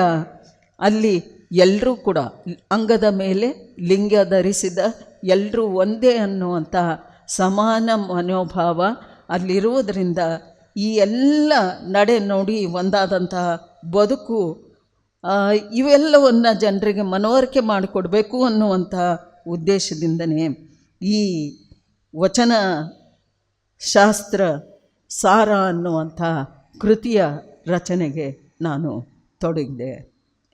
ಆಮೇಲೆ ವಚನ ಸಾಹಿತ್ಯದ ಬಗೆಗಿನ ತಪ್ಪು ಕಲ್ಪನೆಗೆ ಇನ್ನೊಂದೆರಡು ಮೂರು ಕಾರಣಗಳನ್ನು ಅವರು ಕೊಡ್ತಾರೆ. ಆವತ್ತಿನ ಆ ಸಮಾಜದೊಳಗೆ ಈ ಲಿಂಗಾಯತ ಧರ್ಮ ಬ್ರಾಹ್ಮಣ ವಿರೋಧಿ ಧರ್ಮ ಅನ್ನುವಂತಹ ತಪ್ಪು ಗ್ರಹಿಕೆ ಆವತ್ತಿನ ಜನರಲ್ಲಿ ಮೂಡಿತ್ತು. ಅದರ ಜೊತೆಗೆ ಮತ್ತೆ ಈ ಏನು ಪಾಶ್ಚಾತ್ಯ ವಿದ್ವಾಂಸರು ಪ್ರಾರಂಭದಲ್ಲಿ ವಚನಗಳನ್ನು ಅಲ್ಲಿ ನೋಡಿ ಒಂದಿಷ್ಟು ವಚನಗಳನ್ನು ಅಧ್ಯಯನ ಮಾಡಿ ಹೇಳ್ತಾ ಇರುವಂತಹ ವಿಚಾರಗಳು ಕೂಡ ಸಮಾಜದಲ್ಲಿ ತಪ್ಪು ಗ್ರಹಿಕೆಗೆ ಕಾರಣ ಆಗಿತ್ತು. ಹೀಗಾಗಿ ಈ ರೀತಿಯಾದಂತಹ ಆರೋಪಗಳು ವಚನ ಸಾಹಿತ್ಯದ ಮೇಲೆ ಬಂದ ಸಂದರ್ಭದೊಳಗೆ ನಾವೆಲ್ಲ ಅವುಗಳನ್ನು ಹೋಗಲಾಡಿಸ್ಬೇಕು. ಯಾವ ಈ ಎಲ್ಲ ಸ್ವಭಾವಗಳನ್ನು ತಮ್ಮ ಹತ್ತಿರವೂ ಕೂಡ ಸುಳಿಗೊಡದೇ ಇದ್ದಂತಹ ಶರಣರ ಮೇಲೆ, ಶರಣ ಸಾಹಿತ್ಯದ ಮೇಲೆ ಇಂಥ ಆರೋಪಗಳು ಬಂದಾಗ ನಾವು ಯಾರೂ ಕೂಡ ಸುಮ್ಮನೆ ಕೂಡಬಾರ್ದು ಅನ್ನುವ ಎಚ್ಚರಿಕೆಯಿಂದ ಇಲ್ಲಿ ಹಳಕಟ್ಟಿಯವರು ತಮ್ಮ ಕೆಲಸಕ್ಕೆ ಮುಂದಾದರು. ಮತ್ತು ಅವರಿಗೆ ಎದುರಾದ ಸಮಸ್ಯೆ ವಚನಶಾಸ್ತ್ರ ಸಾರ ಬರೆಯುವ ಸಂದರ್ಭದಲ್ಲಿ ಅವರೇ ಹೇಳುವ ಹಾಗೆ ವಚನಗಳ ವಿಚಾರವು ಹೊಸತನದ್ದಿರುತ್ತದೆ. ಅವುಗಳಂಥ ವಿಚಾರ ಸರಣಿಯು ಹಿಂದೂ ಧರ್ಮದ ಬೇರೆ ಯಾವ ವಾಂಗ್ಮಯದಲ್ಲಿಯೂ ದೊರಕುವುದಿಲ್ಲ. ಇವುಗಳಲ್ಲಿ ಸಾಂಕೇತಿಕ ಶಬ್ದಗಳು ಬಹಳ ಇದ್ದು ಅವುಗಳ ವ್ಯಾಖ್ಯೆಗಳಾಗಲಿ ಇಲ್ಲವೇ ಅವುಗಳ ಪೂರ್ಣ ವಿವರಣೆಯಾಗಲಿ ಒತ್ತಟ್ಟಿಗೆ ಸಿಗುವುದಿಲ್ಲ. ಬೇರೆ ಬೇರೆ ಸ್ಥಳಗಳ ಸಂಬಂಧವನ್ನು ತಿಳಿದುಕೊಳ್ಳುವುದು ಕೂಡ ಅಷ್ಟೇ ಕಷ್ಟ. ವಚನ ಮರ್ಮವನ್ನು ಈ ಕಾಲಕ್ಕೆ ತಿಳಿದವರೂ ಕೂಡ ಬಹಳ ಸ್ವಲ್ಪ, ಮತ್ತು ಇಂತಹ ಜನರು ಅಲ್ಲಲ್ಲಿ ಇದ್ದರೂ ಕೂಡ ಅವುಗಳನ್ನು ವಿವರಿಸದೆ ಗುಪ್ತವಾಗಿಯೇ ಇಟ್ಟಿರುವುದು ಕೂಡ ಉಂಟು ಅನ್ನುವ ವಿಷಯವನ್ನು ಅವರು ವ್ಯಕ್ತಪಡಿಸ್ತಾರೆ. ಇದನ್ನು ಅಂದರೆ ಅವರ ಆ ಆಲೋಚನೆಗಳನ್ನು ನೋಡಿದಾಗ ಇದು ಹಳಕಟ್ಟಿಯವರು ಎದುರಿಸಿದ ಸಮಸ್ಯೆ ಮಾತ್ರ ಅಲ್ಲ, 12ನೆಯ ಶತಮಾನದಲ್ಲೇ ಶರಣರು ಕೂಡ ಈ ರೀತಿಯಾದಂತಹ ಸಮಸ್ಯೆಯನ್ನು ಎದುರಿಸಿದರು. ಅವರು ಕೂಡ ಅಂದು ಇಂತಹ ತೊಂದರೆಯನ್ನು ಎದುರಿಸಿದರು ಅಂಥೇಳಿ ಅನ್ನೋದಕ್ಕೆ ಒಂದೆರಡು ಅಂಬಿಗರ ಚೌಡಯ್ಯ ಮತ್ತು ಇನ್ನೊಬ್ಬ ಅನಾಮಧೇಯ ಶರಣರ ವಚನವನ್ನು ಗಮನಿಸ್ಬೋದು. ವಚನವನ್ನು ಎಲ್ಲರೂ ಹೇಳ್ತಾರೆ, ಅದರ ಅರ್ಥವನ್ನು ಹೇಳುವಲ್ಲಿ ಏನೋ ಒಂದು ವ್ಯತ್ಯಯವನ್ನು ಮಾಡ್ತಾರೆ, ಅದನ್ನು ಮರೆಮಾಡಿ ನುಡಿಯಲಿಕ್ಕೆ ಪ್ರಯತ್ನವನ್ನು ಮಾಡ್ತಾರೆ. ಆ ಬೋಧೆಗೆ ಮರೆ ಅಂಥೇಳಿ ಅನ್ನುವಂಥದ್ದು ಇರಬಾರ್ದು. ತಿಳಿದುಕೊಂಡಿರುವುದನ್ನು ಸ್ಪಷ್ಟವಾಗಿ ಹೇಳುವಂಥ ಒಂದು ಧೈರ್ಯ ಎಲ್ಲರಲ್ಲಿಯೂ ಇರಬೇಕು ಅಂಥೇಳಿ ಅನ್ನುವ ಮಾತನ್ನು ಅಂದೇ ಅಂಬಿಗರ ಚೌಡಯ್ಯ ಹೇಳ್ತಾರೆ. ಅಂತೆಯೇ ಇನ್ನೊಬ್ಬ ಚೆನ್ನರಾಮೇಶ್ವರ ಅಂಥೇಳಿ ಅನ್ನುವಂಥ ಅಂಕಿತದ ಶರಣ, ಅವರ ಹೆಸರು ಸಿಗೋದಿಲ್ಲ. ಆ ವಚನ ಅರ್ಥವನ್ನು ನಾವು ಹೇಳ್ತೀವಿ ಅಂಥೇಳಿ ಅಂತಾರೆ, ಆದರೆ ಆ ವಚನ ಅರ್ಥವನ್ನು ಇವರೊಂದು ಮನೋರಂಜನೆಯ ಸಾಧನೆಯಾಗಿ ಬಳಸ್ಕೋತಾರೆ. ಇವತ್ತು ಎಷ್ಟೋ ಜೋಕ್ಸ್ಗಳನ್ನು ಹೇಳ್ತಾ ಇರ್ತಾರೆ ಮಂದಿ. ಹೇಳಿದಂತಹ ಶರಣರ ನುಡಿಗಳನ್ನು ಜೋಕಾಗಿ ಪರಿವರ್ತಿಸುವಂತಹ ಜನರು ಇವತ್ತು ಇರುವುದನ್ನು ನಾವು ನೋಡ್ತೀವಿ. ಆದರೆ ಅವತ್ತೇ 12ನೇ ಶತಮಾನದಲ್ಲೇ ಈ ರೀತಿಯಾಗಿ ಹೇಳುವಂತಹ ಜನರ ಒಂದು ಪರಂಪರೆ ಅಂಥೇಳಿ ಅನ್ನುವಂಥದ್ದು ಕೂಡ ಇತ್ತು ಅಂಥೇಳಿ ಅನ್ನೋದನ್ನು ಆ ಶರಣರ ವಚನಗಳನ್ನು ಓದಿದಾಗ ನಮ್ಮ ಅರಿವಿಗೆ ಬರ್ತದೆ. ಈ ವಚನ ಶಾಸ್ತ್ರಸಾರ ಅನ್ನುವ ಕೃತಿಯನ್ನು ಹೀಗೆ ಓದುವಾಗ ಅವರಿಗೆ ಅನಿಸಿದ್ದು, ಅಂದರೆ ರಚನೆ ಮಾಡುವಾಗ ಅವರಿಗೆ ಕಂಡು ಬಂದದ್ದೇನು ಅಂಥೇಳಂದರೆ, ಈ ವಚನಗಳ ಶೈಲಿಯು ಕೂಡ ಎಷ್ಟು ಸರಳವಾದಂಥದ್ದು ಅನ್ನೋದನ್ನು ಎಲ್ರಿಗೂ ತಿಳಿಸ್ಬೇಕು ಅಂಥೇಳಿ ಅನ್ನೋದು. ಯಾವ ಒಂದು ವ್ಯಾಕರಣ, ಅಲಂಕಾರ, ಆನಂತರ ಶಾಸ್ತ್ರ ಮೊದಲಾದವುಗಳ ಸಂಗತಿಗಳನ್ನು ಹೊರತುಪಡಿಸಿ ಅವರು ರಚನೆ ಮಾಡಿದಂತಹ ಸಂಗತಿಗಳು ಒಂದು ತಾತ್ವಿಕ ಚಿಂತನೆಯನ್ನು ಹೇಳುವ ಸಂದರ್ಭದಲ್ಲೂ ಎಷ್ಟು ಸರಳವಾಗಿ ನಮಗೆ ತಿಳಿಯಬಲ್ಲವು, ಅದರಿಂದ ನಮಗೆ ಎಂಥ ಒಂದು ನೈತಿಕ ಮೌಲ್ಯವನ್ನು ತಂದು ಕೊಡಬಲ್ಲವು ಅಂಥೇಳಿ ಅನ್ನೋದನ್ನು ಕೂಡ ಹಳಕಟ್ಟಿಯವರು ಆಲೋಚನೆಯನ್ನು ಮಾಡಿ. ಯಾಕಂದ್ರೆ ಹಳಕಟ್ಟಿಯವರು ಒಬ್ಬ ಲೇಖಕ ಆಗಿ ಮಾತ್ರ ಆ ಕೃತಿಯನ್ನು ರಚನೆ ಮಾಡೋದಿಲ್ಲ. ಮೊದಲು ತಾನು ಓದುಗ ಆಗ್ತಾರೆ. ಆ ಓದುಗನಲ್ಲಿ ಏಳುವಂತಹ ಪ್ರಶ್ನೆಗಳು ತನ್ನಿಂದಲೇ ಉದ್ಭವ ಆದಾಗ ಅದು ಮತ್ತೊಬ್ಬ ಓದುಗನು ಕೂಡ ಎದುರಿಸುವ ಪ್ರಶ್ನೆಯೇ ಆಗಿರ್ತದೆ. ಅದಕ್ಕೆ ಸಂಬಂಧಪಟ್ಟ ಹಾಗೆ ನಾವು ಸರಿಯಾದಂಥ ಉತ್ತರವನ್ನು ಕಂಡುಕೋಬೇಕು ಅನ್ನುವ ಹಿನ್ನೆಲೆಯಲ್ಲಿ ಇಲ್ಲಿ ಹಳಕಟ್ಟಿಯವರು ಏನು ಮಾಡಿದರು ಅಂತ ಹೇಳಿದ್ರೆ, ಈ ಯಾವುದೇ ವ್ಯಾಕರಣ, ಅಲಂಕಾರ ಮೊದಲಾದವುಗಳ ಗುರು, ಲಘು ಮೊದಲಾದವುಗಳ ಛಂದಸ್ಸು ಇವುಗಳ ಗೊಂದಲ ಇಲ್ಲದೇ ರಚನೆಯಾದಂತಹ ಒಂದು ಸಾಹಿತ್ಯದ ಬಗ್ಗೆ ಎಲ್ಲರಲ್ಲಿಯೂ ಕೂಡ ಆಸಕ್ತಿಯನ್ನು ಹುಟ್ಟಿಸ್ಬೇಕು ಅನ್ನುವ ಪ್ರಯತ್ನವನ್ನು ಅವರು ಮಾಡ್ತಾರೆ.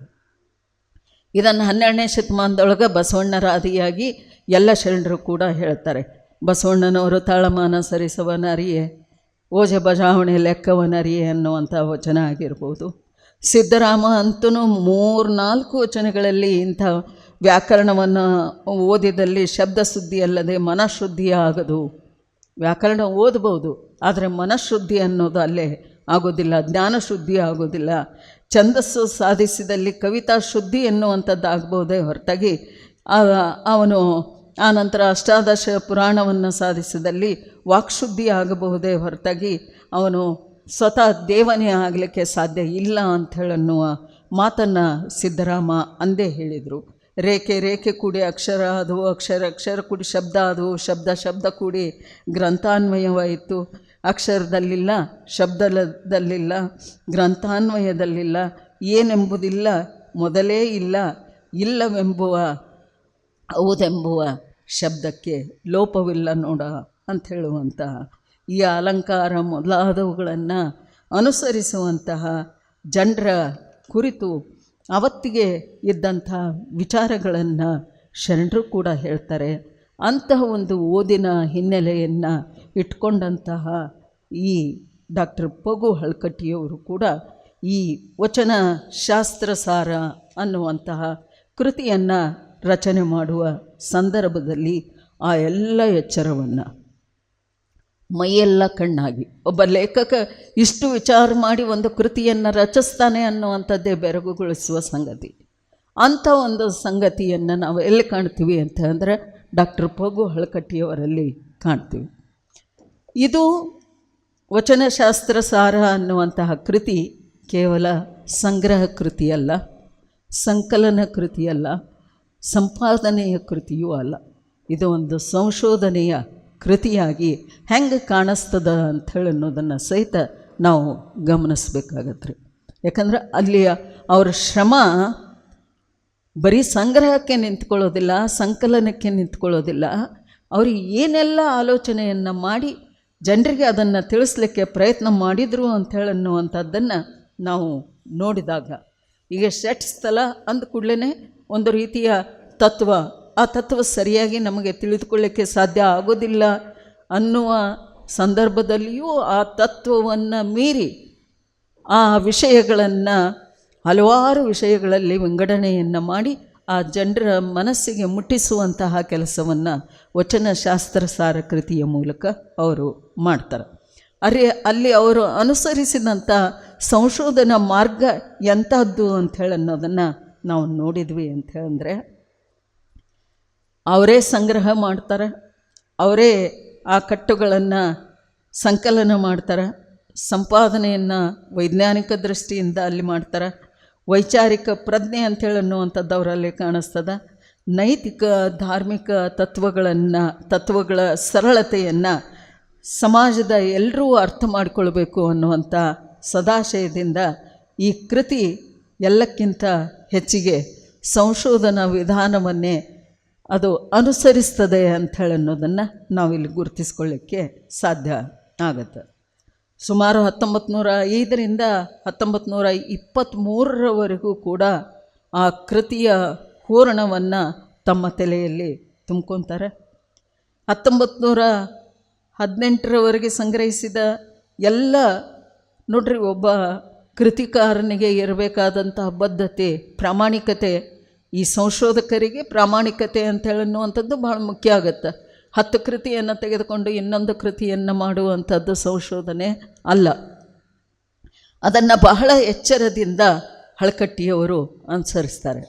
ಅವ್ರು ಏನು ಮಾಡಿದರು ಅಂದರೆ, ತಮ್ಮ ಈ ವಚನಶಾಸ್ತ್ರಸಾರ ಕೃತಿಯನ್ನು ರಚನೆ ಮಾಡಬೇಕಾದ್ರೆ ಎಲ್ಲರಿಗೂ ಭೇಟಿಯಾಗಿ ಆ ಏನು ಕಟ್ಟುಗಳನ್ನು ಸಂಗ್ರಹ ಮಾಡಿರ್ತಾರಲ್ಲ, ಸುಮಾರು 30 ಕಟ್ಟುಗಳನ್ನು ತಮ್ಮ ಈ ವಚನಶಾಸ್ತ್ರಸಾರ ಕೃತಿಗೆ ನಾನು ಆಕರವಾಗಿ ಬಳಸ್ಕೊಂಡಿದ್ದೇನೆ ಅಂತನ್ನುವ ಪ್ರಾಮಾಣಿಕತೆಯನ್ನು ಅಲ್ಲಿ ಅವರು ತೋರಿಸ್ತಾರೆ. ಇದು ನಾನು ಸಂಗ್ರಹಿಸಿದ್ದು, ನಾನೇ ಮಾಡಿದ್ದು ಅಲ್ಲ.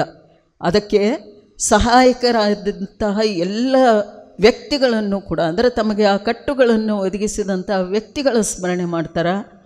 ಆ ಕಟ್ಟುಗಳನ್ನು ಎಷ್ಟು ಬಳಸ್ಕೊಂಡೆ ಅನ್ನುವಂಥ ಪ್ರಾಮಾಣಿಕತೆಯನ್ನು ಅಲ್ಲಿ ಅವರು ತೋರಿಸ್ತಾರೆ ಅಂಥೇಳಿ ಅನ್ನುವಂಥದ್ದನ್ನು ನಾವು ನೋಡ್ತೀವಿ. ಈ ಕೃತಿಯಲ್ಲಿ ಅವರು ಸುಮಾರು 2665 ವಚನಗಳನ್ನು ಸೇರ್ಪಡೆ ಮಾಡ್ತಾರೆ. ಇದರಲ್ಲಿ ಒಂದಿಷ್ಟು ಪುನರಾವರ್ತನೆ ಆಗಿರಬಹುದು, ಅಂಕಿತಗಳು ಬೇರೆ ಬೇರೆಯಾಗಿದ್ದು ಆ ವಚನಗಳು ಕೂಡ ಅಲ್ಲಿ ಬೇರೆಯವರ ಹೆಸರಿನಲ್ಲಿ ಬಂದಿರಬಹುದು. ಆದರೆ ಆ 2665 ವಚನಗಳನ್ನು ಅವರು ಕಟ್ಟುಗಳಲ್ಲಿ ತೆಗೆದುಕೊಂಡು ಈಗಿನ ಕನ್ನಡಕ್ಕೆ ತಂದಂತಹ ಕೆಲಸ ಅದು. ಆ 2665 ವಚನಗಳನ್ನು ಷಟ್ಸ್ಥಲ ಕ್ರಮದಲ್ಲಿ ಕೊಡುವಾಗ ಷಟ್ಸ್ಥಲದ ತಾತ್ವಿಕತೆಯನ್ನು ಮೀರಿ ನಿಲ್ತಾರೆ ಅಂಥೇಳಿ ಹೇಳ್ತಲ್ಲ. ಯಾಕೆ ಅಂಥೇಳಂದ್ರೆ ಅವ್ರಿಗೆ ಬರೀ ತತ್ವವನ್ನು ಹೇಳೋದು ಮುಖ್ಯ ಆಗಿರಲಿಲ್ಲ. ಸಾಮಾನ್ಯ ಜನರಿಗೆ ಒಂದು ಪೂರ್ವ ಪೀಠಿಕೆ ಅಂಥೇಳಿ ಅನ್ನೋದನ್ನು ತಯಾರು ಮಾಡಬೇಕು. ಈಗ ಹೆಂಗೆ ಒಂದು ಮನೆ ಈಗ ಅನುಭವ ಮಂಟಪ ನಿಂತದ ಅಂದರೆ ತಳಪಾಯ ಅಂಥೇಳಿ ಅನ್ನುವಂಥದ್ದು ಭದ್ರ ಬುನಾದಿಯನ್ನು ನಾವು ಹಾಕಿದಾಗೇ ಈ ರೀತಿಯಾದಂಥ ಒಂದು ಕಟ್ಟಡವನ್ನು ಕಟ್ಟಲಿಕ್ಕೆ ಸಾಧ್ಯ.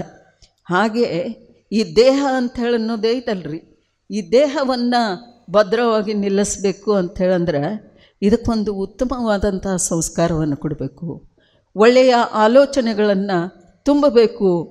ಈ ವ್ಯಕ್ತಿ ಈ ದೇಹ ಹಸನಾಗಬೇಕು ಅಂದರೆ ಅವ್ರಿಗೇನು ಹೇಳಬೇಕು ಅಂದರೆ ಒಂದು ನೈತಿಕ ಚಿಂತನೆಯನ್ನು ಅವರ ಮನಸ್ಸಿನಲ್ಲಿ ಮೊದಲು ಬಿತ್ತಬೇಕು.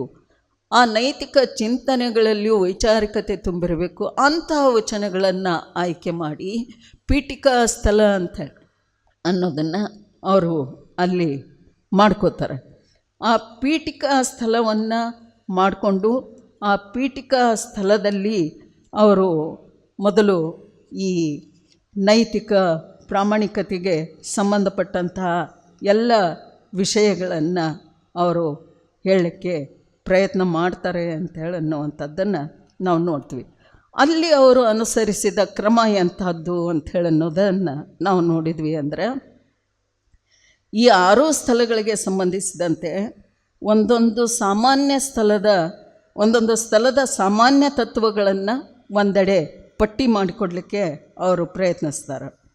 ತಾವು ನಿರೂಪಿಸಬೇಕಾದಂತಹ ತತ್ವಗಳನ್ನು ಮತ್ತು ಆಯಾ ಸ್ಥಳಗಳು ಅಳವಡಿಸಿಕೊಂಡಿರುವ ಆಚರಣೆಗಳನ್ನು ಒಂದೆಡೆ ಆಯಾ ಸ್ಥಳಗಳ ಕೆಳಗೆ ಕೊಡುವ ಪ್ರಯತ್ನವನ್ನು ಇಲ್ಲಿ ಮಾಡ್ತಾರೆ. ಒಂದು ಕೃತಿ ರಚನೆ ಮಾಡುವಾಗ ತಾನು ಅದೇ ಲೇಖಕ ಅಲ್ಲ ಓದುಗನು ಅನ್ನೋದನ್ನು ಅವರು ಅನುಭವಿಸ್ಕೋತಾನೆ ಅವ್ರು ಏನು ಮಾಡಿದರು ಅಂಥೇಳಂದ್ರೆ ಅವು ಬೀರಬಹುದಾದಂಥ ಒಳ್ಳೆಯ ಮತ್ತು ಅದರ ಕೆಟ್ಟ ಪರಿಣಾಮವನ್ನು ಕೂಡ ತಮ್ಮ ಗಮನದಲ್ಲಿ ಇಟ್ಕೊಂಡಿರ್ತಾರೆ. ಹೀಗಾಗಿ ಪ್ರತಿಯೊಂದು ಸ್ಥಳದಲ್ಲಿಯೂ ಸಹಿತ ವರ್ಗೀಕರಣವನ್ನು ಮಾಡ್ಕೊತಾರೆ. ವಿಷಯವಾರು ವರ್ಗೀಕರಣವನ್ನು ಮಾಡಿಕೊಂಡು ರಚನೆಯಾದಂತಹ ಮೊಟ್ಟ ಮೊದಲ ಕೃತಿ ಯಾವುದಾದ್ರೂ ಇದ್ದರೆ ಡಾಕ್ಟರ್ ಪೋಗು ಹಳಕಟ್ಟಿಯವರ ವಚನಶಾಸ್ತ್ರ ಸಾರ ಅನ್ನೋದನ್ನು ಸಹಿತ ನಾವು ಗಮನಿಸಬೇಕು. ಹಾಗೆ ಅವರು ಈ ಪ್ರತಿಯೊಂದು ಸ್ಥಳದಲ್ಲಿ ವಿಷಯವಾರು ವಿಂಗಡಣೆಯನ್ನು ಮಾಡ್ಕೊಳ್ತಾ ಆನಂತರ ಸಮಾಜದ ಪ್ರಸ್ತುತ ವಿದ್ಯಮಾನಗಳನ್ನು ಗಮನದಲ್ಲಿ ಇಟ್ಕೊಂಡು ಶರಣರು ಯಾವ ಮುಲಾಜಿಗೆ ಒಳಗಾಗದ ಹಾಗೇ ಯಾವ ರೀತಿಯಾದಂತಹ ಕೆಲಸವನ್ನು ಮಾಡಿದರೋ ಅಂತಹ ಕೆಲಸವನ್ನು ಈ 6 ಸ್ಥಳಗಳ ವಿಷಯವಾರು ವಿಂಗಡಣೆಯ ಮೂಲಕ ಜನರಿಗೆ ಮುಟ್ಟಿಸಬೇಕು ಅನ್ನುವಂತಹ ಉದಾತ್ತ ಭಾವನೆ ಡಾಕ್ಟರ್ ಪೋಗು ಹಳಕಟ್ಟಿಯವರಲ್ಲಿ ಇತ್ತು ಅಂಥೇಳಿ ಅನ್ನೋದನ್ನು ನಾವು ನೋಡ್ತೀವಿ. ಈಗ 6 ಸ್ಥಳಗಳ ಬಗ್ಗೆ ಭಾಳ ಸಂಕ್ಷಿಪ್ತವಾದಂತಹ ಒಂದು ಪರಿಚಯವನ್ನು ಆ ಕೃತಿಯಲ್ಲಿ ಇರುವಂಥ ಪರಿಚಯವನ್ನು ನಾವು ನೋಡೋದಾದರೆ, ಈಗ ಭಕ್ತಸ್ಥಳ, ಈ ಭಕ್ತಸ್ಥಳದಲ್ಲಿ ಏನು ಮಾಡಬೇಕು ಅಂಥೇಳಿ ಅನ್ನೋದನ್ನು ಅವ್ರು ಹೆಂಗೆ ಹೇಳ್ತಾರೆ ಅಂದರೆ, ಇಲ್ಲಿ ಭಕ್ತಿ ಮತ್ತು ನೈತಿಕತೆ ಇವೆರಡು ಬಹಳ ಪ್ರಧಾನವಾಗಿ ಕೆಲಸವನ್ನು ಮಾಡಬೇಕು. ನೈತಿಕತೆ ಇದ್ದಾಗಲೇ ಭಕ್ತಿ ರಸ ಅನ್ನುವಂಥದ್ದು ತಾನೇ ಹುಟ್ಕೊಳ್ಳಿಕ್ಕೆ ಸಾಧ್ಯ.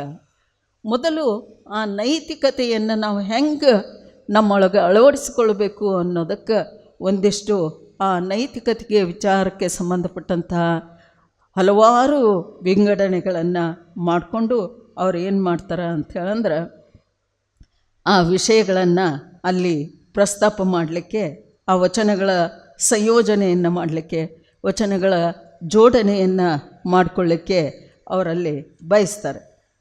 ಅಂದರೆ ಶರಣರ ವಿಶೇಷತೆಯ ಅರಿವು ಅವರಿಗಿತ್ತು, ಮತ್ತೊಬ್ಬರಿಗೆ ಅವರು ಉಪದೇಶ ಮಾಡೋದಿಲ್ಲ ಅನ್ನುವಂತಹ ಪ್ರಜ್ಞೆ ಹಳಕಟ್ಟಿಯವರಿಗಿತ್ತು. ಈ ಎಲ್ಲವನ್ನೂ ಸಹಿತ ತಾನು ತಿಳಿದುಕೊಳ್ಳುವುದರ ಜೊತೆಗೆ ಮನುಷ್ಯ ತನ್ನ ಸ್ವಭಾವವನ್ನು ಸುಧಾರಿಸಿಕೊಳ್ಳಬೇಕಾದ್ರೆ ಯಾವ ರೀತಿಯಾಗಿ ಜನ ಬದಲಾಗಬೇಕು, ಈ ತತ್ವವನ್ನು ಹೆಂಗೆ ಅಳವಡಿಸ್ಕೊಳ್ಬೇಕು ಅನ್ನೋದಕ್ಕೆ ಅವರು ಸುಮಾರು ಭಕ್ತ ಸ್ಥಳದಲ್ಲಿ 36 ವಿಷಯಗಳನ್ನು ವಿಂಗಡಣೆ ಮಾಡ್ಕೊತಾರೆ. ಅದರ ಜೊತೆಗೆ ಈ ಪ್ರಾರ್ಥನೆ ಅಂಥೇಳಿ ಅನ್ನುವಂತಹ ಒಂದು ಭಾಗವನ್ನು ಮಾಡಿಕೊಂಡು 12 ಪ್ರಾರ್ಥನೆಗೆ ಸಂಬಂಧಪಟ್ಟಂತಹ ವಚನಗಳನ್ನು ಕೂಡ ಜೋಡಿಸ್ತಾರೆ. ಆ ಎಲ್ಲ ಪ್ರಾರ್ಥನೆಗಳು ದೇಹಿ ಅಂತ ಹೇಳಿ ಬೇಡ್ಕೊಳ್ಳುವಂಥವಲ್ಲ. ಆ ಲಿಂಗದಲ್ಲಿ ನಿಷ್ಠೆಯನ್ನು ನಾವು ಇಟ್ಟು ಪೂಜೆಯನ್ನು ಮಾಡಿದಾಗ ಈ ಭಕ್ತಿ ಹೇಗೆ ತನ್ನ ತಾನೇ ಅದು ನನ್ನೊಳಗೆ ಉಂಟಾಗ್ತದೆ, ಆ ಭಕ್ತಿಯ ಮೂಲಕವಾಗಿ ನೈತಿಕ ಪ್ರಜ್ಞೆ ನನ್ನಲ್ಲಿ ಯಾವ ರೀತಿಯಾಗಿ ಜಾಗೃತ ಆಗ್ತದೆ ಅಂಥೇಳಿ ಅನ್ನೋದನ್ನು ಅವರು ತೋರಿಸ್ಕೊಡ್ಬೇಕಾಗಿತ್ತು. ಹೀಗಾಗಿ ಲಿಂಗಾಂಗಿಯಾದವ ಸದಾಚಾರಿಯಾಗಿರಬೇಕು ಅಂಥೇಳಿ ಅನ್ನುವ ಪ್ರಜ್ಞೆಯೊಂದಿಗೆ ಸತ್ಯ ಹೇಳಬೇಕು, ಕಳ್ತನ ಮಾಡಬಾರ್ದು, ಜೀವ ಹಿಂಸೆ ಮಾಡಬಾರ್ದು ಅನ್ನುವಂಥ ಭಾಳ ಸಮಾಧಾನಿಯಾಗಿರಬೇಕು, ಸಿಟ್ಟು ಸೆಡವು ಅನ್ನುವಂಥದ್ದು ಇರಬಾರ್ದು, ಮತ್ತೊಬ್ಬರನ್ನು ಗೌರವಿಸುವಂಥ ಗುಣ ಇರಬೇಕು ಅಂಥೇಳಿ ಅನ್ನುವ ಭಾವನೆಯನ್ನು ಆ ವಚನಗಳನ್ನು ಓದುವಿನ ಮೂಲಕವಾಗಿ ಓದುಗ ತನ್ನನ್ನು ತಾನು ಬದಲಾಯಿಸಿಕೊಳ್ಳುವ ಹಿನ್ನೆಲೆಯಲ್ಲಿ ಈ ಭಕ್ತ ಸ್ಥಳವನ್ನು ಅವರು ಇಲ್ಲಿ ರೂಪಿಸ್ತಾರೆ. ಸುಮಾರು 36 ಒಂದು ವಿಷಯ ವಿಂಗಡಣೆಯಲ್ಲಿ 12 ಪ್ರಾರ್ಥನೆಯ ವಿಷಯಗಳನ್ನು ಸೇರಿಸಿಕೊಳ್ಳುವ ಮೂಲಕ ಈ ಸ್ಥಳದಲ್ಲಿ ಎಷ್ಟು ವಚನಗಳನ್ನು ಅವರು ಸೇರ್ಪಡೆ ಮಾಡಿದರು ಅಂದರೆ 1284 ವಚನಗಳನ್ನು ಈ ಭಕ್ತ ಸ್ಥಳಕ್ಕೇ ಅವರು ಮೀಸಲಾಗಿ ಇಟ್ಟರು ಅಂಥೇಳಿ ಅನ್ನೋದನ್ನು ನಾವು ನೋಡ್ತೀವಿ. ಇನ್ನು ಮಾಹೇಶ್ವರ ಸ್ಥಳದಲ್ಲಿ ಸುಮಾರು 29 ವಿಷಯಗಳಲ್ಲಿ 3364 ವಚನಗಳ ಒಂದು ಜೋಡಣೆಯನ್ನು ಮಾಡ್ತಾರೆ. ಈ ವಚನಗಳಲ್ಲಿ ಏನೋ ಆ ವಚನಗಳನ್ನು ಓದಿದ್ರೆ ನಮ್ಮಲ್ಲಿ ಎಂತಹ ಸ್ವಭಾವ ಗಟ್ಟಿಯಾಗಬೇಕು ಅಂದರೆ ನಮ್ಮಲ್ಲಿ ಧೈರ್ಯ ಬರಬೇಕು, ಸಾಹಸ ಪ್ರವೃತ್ತಿ ಬೆಳೆಯಬೇಕು, ಲಿಂಗದಲ್ಲಿ ಏಕನಿಷ್ಠೆ ಅಂಥೇಳಿ ಅನ್ನುವಂಥದ್ದು ಭಾಳ ಮುಖ್ಯವಾಗಿ ಕಾಣಿಸ್ಬೇಕು. ಈ ವಿಷಯಗಳನ್ನು ಬಸವಣ್ಣನವರು ಹೇಗೆ ತಮ್ಮೊಳಗೆ ಅಳವಡಿಸಿಕೊಂಡು ಎಂಥ ಸಮಯದಲ್ಲಿಯೂ ಕೂಡ ಧೃತಿಗೆಡದೇ ನಿಶ್ಚಲವಾಗಿ ನಿಂತು ಕಲ್ಯಾಣವನ್ನು ಕಟ್ಟಿ ಎಲ್ಲ ಕಡೆಯಿಂದ ಜನರು ಬರುವ ಹಾಗೆ ಮಾಡಿದರು. ಅದಕ್ಕೇನು ಕಾರಣ ಅಂದರೆ ಅವರಲ್ಲಿರುವಂತಹ ಈ ಎಲ್ಲ ಸ್ವಭಾವ, ಅವರೊಳಗಿರುವಂಥ ಧೈರ್ಯ, ಸಾಹಸ ಅಂತ ಹೇಳಿ ಅನ್ನೋದನ್ನು ಹೇಳುವುದರ ಸಲುವಾಗಿ ಇಲ್ಲಿ 364 ವಚನಗಳನ್ನು ಜೋಡಿಸಿ ಈ ಮಾಹೇಶ್ವರ ಸ್ಥಳವನ್ನು ಅವರು ಕಟ್ಟಿ ಕೊಡಲಿಕ್ಕೆ ಪ್ರಯತ್ನ ಮಾಡ್ತಾರೆ ಅಂತ ಹೇಳನ್ನುವಂಥದ್ದನ್ನು ನಾವು ನೋಡ್ತೀವಿ. ಇನ್ನು ಪ್ರಸಾದಿ ಸ್ಥಳಕ್ಕೆ ಈ ಮಾಹೇಶ್ವರ ಸ್ಥಳದಲ್ಲಿನೇ ಅವರು ಇನ್ನೂ ಹೇಳೋದು ಏನು ಅಂತ ಹೇಳಿ ಅನ್ನೋದನ್ನು ನಾವು ನೋಡಿದ್ವಿ. ಅಂದರೆ ಇವತ್ತಿಗೂ ಕೂಡ ಮೌಢ್ಯದಿಂದ ತುಂಬಿದಂತಹ ಒಂದು ಸಮಾಜದ ಆಚರಣೆಗಳನ್ನು ನಾವು ನೋಡ್ತೀವಿ.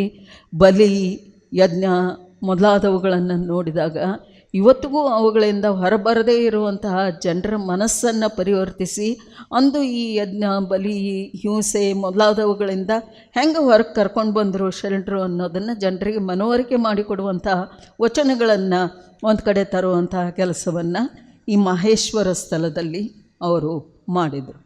ಇನ್ನು ಪ್ರಸಾದಿ ಸ್ಥಳವನ್ನು ನಾವು ತೆಗೆದುಕೊಂಡು ಬಿಟ್ವಿ ಅಂತ ಅಂದ್ರೆ ಇದು ಪೂರ್ಣ ನಮ್ಮ ಮನಸ್ಸಿಗೆ ಸಂಬಂಧಪಟ್ಟಂತಹದ್ದು.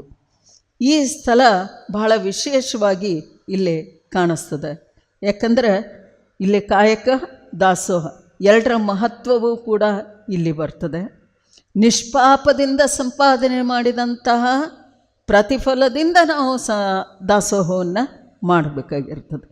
ಹೀಗಾಗಿ ಉದಾತ್ತವಾದಂತಹ ವ್ಯಕ್ತಿತ್ವವನ್ನು ನಾವು ಬೆಳೆಸ್ಕೋಬೇಕು ಅಂತ ಅಂದರೆ ಕಾಯಿಕ ಪ್ರಜ್ಞೆ, ದಾಸೋಹ ಪ್ರಜ್ಞೆ ನಮ್ಮಲ್ಲಿ ಜಾಗೃತವಾಗಿರಬೇಕು ಅನ್ನುವಂತಹ ಒಂದು ತಳಹದಿಯನ್ನು ವಚನಗಳ ಮೂಲಕ ಜೋಡಿಸಿ ಸಂಯೋಜಿಸಿ ಕೊಡುವಂತಹ ಕೆಲಸವನ್ನು ಡಾಕ್ಟರ್ ಪೋಗು ಹಳಕಟ್ಟಿಯವರು ಇಲ್ಲಿ ಮಾಡ್ತಾರೆ. ಸುಮಾರು ಇಲ್ಲಿಯೂ ಕೂಡ ಇಂತಹ ಒಂದು ಚಿಂತನೆಗಳನ್ನು 7 ವಿಷಯಗಳಲ್ಲಿ ವಿಂಗಡಣೆ ಮಾಡಿ ಹೇಳ್ತಾರೆ.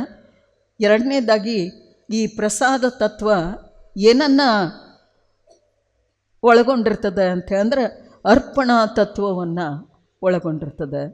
ಅರ್ಪಣೆ ಅಂತ ಅಂದ ಕೂಡಲೇ ಬರೀ ಮಾಡಿಟ್ಟ ಪ್ರಸಾದವನ್ನು ಅರ್ಪಣೆ ಮಾಡೋದಲ್ಲ, ಈ ಕಾಯಕರಣಗಳನ್ನೂ ಅರ್ಪಣೆ ಮಾಡುವಂತಹ ಪ್ರಸಾದಿಕ ಗುಣ ನಮ್ಮಲ್ಲಿ ಇರಬೇಕು ಅಂತೇಳನ್ನುವ ಹಿನ್ನೆಲೆಯಲ್ಲಿಯೂ ಕೂಡ ಇವರು ಹೇಳ್ತಾ ಇಲ್ಲಿ ಕಾಯಾರ್ಪಣೆಯ ತತ್ವಗಳನ್ನು 8 ವಿಷಯಗಳಲ್ಲಿ, ಕರಣಾರ್ಪಣ ತತ್ವಗಳನ್ನು 3 ವಿಷಯಗಳಲ್ಲಿ, ಭಾವಾರ್ಪಣ ತತ್ವಗಳನ್ನು 12 ವಿಷಯಗಳಲ್ಲಿ ವಿಂಗಡಿಸಿ ಹೇಳುವಂತಹ ಕೆಲಸವನ್ನು ಮಾಡೋದ್ರ ಜೊತೆಗೆ ಈ ಪ್ರಸಾದದ ಪರಿಣಾಮ ಹೆಂಗಿರ್ತದೆ ಅಂಥೇಳಿ ಅನ್ನೋದನ್ನು ಮತ್ತೆ 3 ವಿಷಯಗಳಲ್ಲಿ ಹೇಳ್ತಾರೆ. ಅಂದರೆ ಪ್ರಸಾದೀಯ ಸ್ಥಿತಿ, ಪೂಜೆ, ಕ್ರಿಯೆ, ಕಾಯ, ಆ ಪ್ರಸಾದ ಸ್ವೀಕಾರ ಮಾಡುವಂತಹ ಬಗೆ, ಇವುಗಳನ್ನು 14 ವಿಷಯಗಳಲ್ಲಿ ವಿಂಗಡಿಸಿ ಸುಮಾರು 288 ವಚನಗಳನ್ನು ಸಂಯೋಜನೆ ಮಾಡಿ ಈ ಸ್ಥಳದ ಅರಿವನ್ನು ಜನರಿಗೆ ಮೂಡಿಸಿ ಕೊಡ್ತಾರೆ. ಇನ್ನು ಪ್ರಾಣಲಿಂಗಿ ಸ್ಥಳಕ್ಕೆ ನಾವು ಬಂದ್ವಿ ಅಂತ ಅಂದರೆ ಇದು ಕೂಡ ಮನಸ್ಸಿಗೆ ಸಂಬಂಧಪಟ್ಟಂತಹದ್ದು. ಶರಣರು ಸಾಂಪ್ರದಾಯಿಕ ಯೋಗ ಶಾಸ್ತ್ರಕ್ಕಿಂತ ಭಿನ್ನವಾದಂತಹ ಒಂದು ಲಿಂಗಾಂಗ ಯೋಗದ ಸಿದ್ಧಿಯನ್ನು ಹೆಂಗೆ ಸಂಪಾದನೆ ಮಾಡಿಕೊಂಡಿದ್ರು ಅಂಥೇಳಿ ಅನ್ನುವಂಥದ್ದನ್ನು ತನ್ನೊಳಗಿನ ತನ್ನ ಜೊತೆಗೆ ಅನುಸಂಧಾನ ಮಾಡಿಕೊಳ್ಳುವಂತಹ ಕ್ರಿಯೆ ಇದು. ಪ್ರಾಣಲಿಂಗಿ ಸ್ಥಳ ಅಂದರೆ ಹೊರಗೆ ಕೂಡೋದಲ್ರಿ ಇದು. ಅಲ್ಲಮ್ಮ ಹೇಳ್ತಾರೆ, ಅಳಿದು ಕೂಡುವ ಯೋಗವೂ ಉಂಟು, ಅಳಿಯದೇ ಕೂಡುವ ಯೋಗವೂ ಉಂಟು. ನಮ್ಮ ಶರಣರದ್ದು ಹೆಂಗೆ ಅಂದರೆ ಅಳಿಯದೇ ಕೂಡುವ ಒಂದು ಯೋಗ ಅಂಥೇಳಿ ಅನ್ನುವಂಥದ್ದನ್ನು ಹೇಳಿ ತನ್ನೊಳಗಿನ ತನ್ನೊಂದಿಗೆ ನಡೆಸುವ ಅನುಸಂಧಾನವನ್ನು ಈ ಪ್ರಾಣಲಿಂಗಿ ಸ್ಥಳದ ಮೂಲಕ ತಿಳಿಸಿಕೊಡುವ ಈ ವಚನಗಳನ್ನೆಲ್ಲ ಒಂದೆಡೆ ಜೋಡಣೆ ಮಾಡ್ತಾರೆ. ಇಲ್ಲಿ 246 ವಚನಗಳನ್ನು 21 ವಿಷಯಗಳಲ್ಲಿ ವಿಂಗಡಿಸಿ ಹೇಳ್ತಾರೆ. ಆ ಪ್ರಾಣಲಿಂಗದ ಸ್ವರೂಪ, ಇಷ್ಟಲಿಂಗ ಪ್ರಾಣಲಿಂಗಕ್ಕೆ ಇರುವಂಥ ಸಂಬಂಧ ಮೊದಲಾದವುಗಳನ್ನು ಬಹಳ ಸಮಾಧಾನದಿಂದ ಎಲ್ಲರೂ ತಿಳಿದುಕೊಳ್ಳುವ ರೀತಿಯಲ್ಲಿ ಹೇಳಿಕೊಡುವಂತಹ ಪ್ರಯತ್ನ ಡಾಕ್ಟರ್ ಪೋಗು ಹಳಕಟ್ಟಿಯವರ ಮೂಲಕ ನಡೆದಿದೆ ಅಂತ ಹೇಳಿ ಅನ್ನೋದನ್ನು ನಾವು ನೋಡ್ತೀವಿ. ಇನ್ನು ಶರಣಸ್ಥಳಕ್ಕೆ ಬಂದ್ವಿ ಅಂತ ಅಂದರೆ ಈ ಶರಣಸ್ಥಳ ಇದು ಜ್ಞಾನಕ್ಕೆ ಸಂಬಂಧಿಸಿದಂಥದ್ದು. ಬರೀ ಜ್ಞಾನ ಇದ್ರೂ ಸಾಕಾಗೋದಿಲ್ಲ, ಜ್ಞಾನದ ಜೊತೆಗೆ ಕ್ರಿಯೆಯ ಸಮನ್ವಯತೆ ಅಂಥೇಳಿ ಅನ್ನುವಂಥದ್ದು ಇರಬೇಕು. ಯಾಕಂದರೆ ಶರಣರು ಕ್ರಿಯಾಜ್ಞಾನ ಸಮನ್ವಯವಾದಂತಹ ಬದುಕನ್ನು ಬದುಕಿದವರಾಗಿರೋದ್ರಿಂದ ಆ ಸ್ಥಳದ ಮಹತ್ವ ತಿಳಿಯೋದೇ ಕ್ರಿಯಾಜ್ಞಾನದ ಮೂಲಕ ಅಂಥೇಳಿ ಅನ್ನೋದನ್ನು ಅರಿತುಕೊಂಡು ಈ ಜ್ಞಾನ ಮತ್ತು ಕ್ರಿಯಾಚಾರಕ್ಕೆ ಸಂಬಂಧಪಟ್ಟಂತಹ ವಚನಗಳನ್ನು ಆಯ್ಕೆ ಮಾಡಿ ಶರಣ ಸ್ಥಳದಲ್ಲಿ ಜೋಡಿಸಿಕೊಡುವಂತಹ ಕೆಲಸವನ್ನು ಮಾಡೋದ್ರ ಜೊತೆಗೆ ಈ ಶರಣನ ಲಕ್ಷಣ ಏನಾಗಿರಬೇಕು ಅನ್ನೋದನ್ನು ಸಹಿತ ಸಾಮಾನ್ಯ ಜನರಿಗೆ ತಿಳಿಸುವಂತಹ ಪ್ರಯತ್ನವನ್ನು ಡಾಕ್ಟರ್ ಪೋಗು ಹಳಕಟ್ಟಿಯವರು ಮಾಡ್ತಾರೆ. ಶರಣ ಜ್ಞಾನಯುಕ್ತನಾಗಿರಬೇಕು, ಶರಣ ಲಿಂಗ ಸ್ವರೂಪನಾಗಿರ್ತಾನೆ, ಶರಣ ನಿರ್ಲೇಪನಾಗಿರ್ತಾನೆ, ಶರಣ ದ್ವೈತಾದ್ವೈತವನ್ನು ಮೀರಿದವ, ಶರಣ ದುಃಖರಹಿತನಾದಂಥವ, ಶರಣನ ಜಂಗಮದ ಮಹತ್ವವನ್ನು ಅರಿತಂಥವ ಅನ್ನುವಂತಹ ವಿಚಾರಗಳನ್ನು ಹೇಳ್ತಾ ಈ ಎಲ್ಲ ಲಕ್ಷಣಗಳು ಉಳ್ಳವು ಮಾತ್ರ ಶರಣ ಅಂಥೇಳಿ ಅನಿಸ್ಕೊಳ್ತಾನೆ ಅನ್ನುವ ಮಹತ್ವದ ಸಂಗತಿಗಳನ್ನು ಹೇಳ್ತಾ ಈ ಕ್ರಿಯಾ ಮತ್ತು ಜ್ಞಾನದ ಸಾಮರಸ್ಯವನ್ನು ನಾವು ಹೆಂಗೆ ಅಳವಡಿಸ್ಕೊಳ್ಬೇಕು ಅನ್ನುವಂತಹ ವಿಚಾರಗಳನ್ನು ಇವರು 39 ವಿಷಯಗಳ ಮೂಲಕ ಸುಮಾರು 324 ವಚನಗಳನ್ನು ಅಧ್ಯಯನ ಮಾಡುವ ಮೂಲಕ ನಾವು ಅವುಗಳನ್ನು ತಿಳಿದುಕೊಳ್ಳಲಿಕ್ಕೆ ಸಾಧ್ಯ ಆಗ್ತದೆ ಅನ್ನುವ ಅರಿವನ್ನು ಈ ಶರಣಸ್ಥಳದ ಮೂಲಕ ಮೂಡಿಸಿಕೊಡುವಂತಹ ಪ್ರಯತ್ನವನ್ನು ಈ ಕೃತಿಯ ಮೂಲಕ ಹಳಕಟ್ಟಿಯವರು ಮಾಡ್ತಾರೆ. ಇನ್ನು ಕೊನೆಯದಾಗಿ ಐಕ್ಯ ಸ್ಥಳಕ್ಕೆ ನಾವು ಬಂದ್ವಿ ಅಂತ ಹೇಳಂದ್ರೆ ಇದು ಕೂಡ ಒಂದು ಜ್ಞಾನಕ್ಕೇ ಸಂಬಂಧಪಟ್ಟಂಥದ್ದು. ಈ ಐಕ್ಯ ಸ್ಥಳದವರ ಲಕ್ಷಣಗಳನ್ನು ಒಳಗೊಂಡಂತೆ 12 ವಿಷಯಗಳನ್ನು ಇಟ್ಕೊಂಡು 154 ವಚನಗಳನ್ನು ಬಳಸಿಕೊಂಡು ಈ ಐಕ್ಯ ಸ್ಥಳದ ವಿಚಾರಗಳನ್ನು ಇಲ್ಲಿ ಮಾಡಿಕೊಡಲಿಕ್ಕೆ ಪ್ರಯತ್ನಿಸ್ತಾರೆ ಅಂಥೇಳಿ ಅನ್ನೋದನ್ನು ನಾವು ನೋಡ್ತೀವಿ. ಅಂದರೆ ಬಹಳ ಗಂಭೀರವಾದಂತಹ ವಿಷಯಗಳನ್ನು ಬಹಳ ಸರಳವಾಗಿ ತಿಳಿಸಿಕೊಡುವಂತಹ ಒಂದು ಕೆಲಸವನ್ನು ಶರಣರು ಹಳಕಟ್ಟಿ ಶರಣರು ಮಾಡಿದರು ಅಂಥೇಳಿ ಅನ್ನೋದನ್ನು ನಾವಿಲ್ಲಿ ನೋಡ್ತೀವಿ. ಒಟ್ಟು ಈ ಕೃತಿಯಲ್ಲಿ ಅವರು ಬಳಸ್ಕೊಂಡಂತಹ ಶರಣರ ಸಂಖ್ಯೆ ಎಷ್ಟು ಅಂಥೇಳಿ ಅನ್ನುವಂಥದ್ದನ್ನು ನಾವು ನೋಡಿದಾಗ ಬಸವಯುಗದ 87 ಜನ ಶರಣರ ವಚನಗಳನ್ನು ಬಳಸ್ಕೋತಾರೆ. 21 ಜನ ಶರಣಿಯರ ವಚನಗಳನ್ನು ಬಳಸ್ಕೋತಾರೆ. ಅಂಕಿತ ಮಾತ್ರ ಇರುವಂಥ 24 ಜನರ ಒಂದು ವಚನಗಳನ್ನು ಆಯ್ದು ಕೊಡ್ತಾರೆ. ಬಸವೋತ್ತರ ಯುಗದ 7 ಜನ ಶರಣರ ವಚನಗಳನ್ನು ಇಲ್ಲಿ ಕೊಡ್ತಾರೆ. ಬಸವಯುಗ ಮತ್ತು ಬಸವೋತ್ತರ ಯುಗದಲ್ಲಿ ಕಾಣಿಸದೇ ಇರುವಂಥ 9 ಜನ ಶರಣರ ವಚನಗಳನ್ನು ಕೂಡ ಈ ಸಂಗ್ರಹದಲ್ಲಿ ಅವರು ಕೊಡಲಿಕ್ಕೆ ಪ್ರಯತ್ನ ಮಾಡ್ತಾರೆ. ಹೀಗಾಗಿ ಸುಮಾರು 148 ಸುಮಾರು ಅಂದರೆ ಪುನರಾವರ್ತನೆ ಆಗಿದ್ದ ಕೆಲವೊಂದು ಹೆಸರುಗಳನ್ನು ಬಿಟ್ಟರು 140 ಮೇಲ್ಪಟ್ಟು ಶರಣರ ಸುಮಾರು 2665 ವಚನಗಳನ್ನು ಮತ್ತು ಈ ಪೀಠಿಕಾ ಸ್ಥಳ ಮತ್ತು ಷಟ್ಸ್ಥಲ ಕ್ರಮದಲ್ಲಿ ಅಳವಡಿಸುವಂತಹ ಪ್ರಯತ್ನವನ್ನು ಇವರು ಮಾಡಿದರು. ಒಟ್ಟು ಈ ಕೃತಿಯಲ್ಲಿ 228 ವಿಷಯದಲ್ಲಿ ವಿಭಾಗೀಕರಣವನ್ನು ಮಾಡಿಕೊಂಡು ಈ ಕೃತಿಯನ್ನು ರಚನೆ ಮಾಡಿದರು. ಪೀಠಿಕಾ ಸ್ಥಳದಲ್ಲಿ 43 ವಿಷಯಗಳು, ಭಕ್ತ ಸ್ಥಳದಲ್ಲಿ 36, ಅದರೊಳಗನೆ 12 ಪ್ರಾರ್ಥನೆಯ ಒಂದು ವಚನಗಳು 12 ವಿಷಯಗಳಲ್ಲಿ. ಆಮೇಲೆ ಮಹೇಶ್ವರ ಸ್ಥಳದಲ್ಲಿ 20 ವಿಷಯಗಳು, ಇದರಲ್ಲಿಯೇ ಜಾತಿ ಭೇದಕ್ಕೆ ಸಂಬಂಧಪಟ್ಟ ಹಾಗೆ 9 ವಿಷಯಗಳು. ಪ್ರಸಾದಿ ಸ್ಥಳದಲ್ಲಿ 39 ವಿಷಯಗಳು, ಪ್ರಾಣಲಿಂಗಿ ಸ್ಥಳದಲ್ಲಿ 21 ವಿಷಯಗಳು, ಶರಣ ಸ್ಥಳದಲ್ಲಿ 37 ವಿಷಯಗಳು, ಐಕ್ಯ ಸ್ಥಳದಲ್ಲಿ 11 ವಿಷಯಗಳನ್ನು ಇಟ್ಕೊಂಡು ಸುಮಾರು 228 ವಿಷಯಗಳಲ್ಲಿ ವಿಭಾಗೀಕರಣವನ್ನು ಮಾಡಿಕೊಂಡು ಈ ಕೃತಿಯನ್ನು ಸುಂದರವಾಗಿ ರಚಿಸಿಕೊಟ್ಟಂತಹ ಕೀರ್ತಿ ಯಾರಿಗೆ ಸಲ್ತದೆ ಅಂತ ಹೇಳಂದರೆ ಡಾಕ್ಟರ್ ಪಗು ಹಳಕಟ್ಟಿಯವರಿಗೆ ಸಲ್ತದೆ. ಅವರ ಅನುಬಂಧವನ್ನು ಕೂಡ ನಾವು ನೋಡಬೇಕ್ರಿ. ಆ ಅನುಬಂಧದ ಕೃತಿಯ ಕೊನೆಯಲ್ಲಿ ಬಳಸಿಕೊಳ್ಳುವಂತಹ ಅವರ ಅನುಬಂಧಗಳನ್ನು ನಾವು ನೋಡಿದಾಗ 148 ಜನ ಶರಣರ ಜೊತೆಗೆ ಬಳಸಿಕೊಳ್ಳದೇ ಇರುವಂತಹ ಶರಣರ ಹೆಸರುಗಳನ್ನು ಅಂಕಿತಗಳನ್ನು ಓದುಗರಿಗೆ ಕೊಟ್ಟು ಉಪಕಾರ ಮಾಡಿದರು ಅಂತ ಹೇಳಿ ಅನ್ನೋದನ್ನು ನಾವು ನೋಡ್ತೀವಿ. ಒಟ್ಟು 233 ಜನ ಶರಣರ ಒಂದು ಪಟ್ಟಿಯನ್ನು ಅವರ ಅಂಕಿತಗಳನ್ನು ಕೂಡ ಅಲ್ಲಿ ಕೊಡ್ತಾರೆ. ಅನುಬಂಧ 2ರಲ್ಲಿ ನಾವು ನೋಡಿದ್ವಿ ಅಂದರೆ ವಚನಕಾರರ ಹೆಸರು ಮತ್ತು ತಮಗೆ ಲಭ್ಯ ಇರುವ ವಚನಗಳ ಸಂಖ್ಯೆಯನ್ನು ಸಹಿತ ಅವರು ಕೊಡ್ತಾರೆ. ಅನುಬಂಧ 3ರಲ್ಲಿ ನಾವು ನೋಡಿರೋ ವಚನಗಳ ಆಕಾರಾದಿ ಮೊದಲಾದವುಗಳನ್ನು ಅಲ್ಲಿ ಕೊಡ್ತಾರೆ. ಆಮೇಲೆ ಹಸ್ತಪ್ರತಿ ದೊರಕಿಸಿಕೊಟ್ಟವರನ್ನು ಸ್ಮರಣೆ ಮಾಡ್ತಾರೆ. ಅಂದರೆ ಒಬ್ಬ ಪ್ರಾಮಾಣಿಕ ಸಂಶೋಧಕನಲ್ಲಿ ಇರಬೇಕಾದಂತಹ ಎಲ್ಲ ಲಕ್ಷಣಗಳನ್ನು ನಾವು ಡಾಕ್ಟರ್ ಹಳಕಟ್ಟಿಯವರಲ್ಲಿ ಕಾಣ್ತೀವಿ. ಅಂದರೆ ಇದು ಬರೀ ವಚನ ಸಂಗ್ರಹ ಕೃತಿ ಅಲ್ಲ, ಇದು ಒಬ್ಬ ವ್ಯಕ್ತಿ ಸತತ 17 ವರ್ಷ ಪರಿಶ್ರಮಪಟ್ಟು ಸಿದ್ಧ ಮಾಡಿದಂಥ ಒಂದು ಸಂಶೋಧನದ ಉದ್ಗ್ರಂಥ ಅಂತ ನಾವೆಲ್ಲರೂ ಕೂಡ ಗಮನಿಸಬೇಕಾಗತ್ತೆ.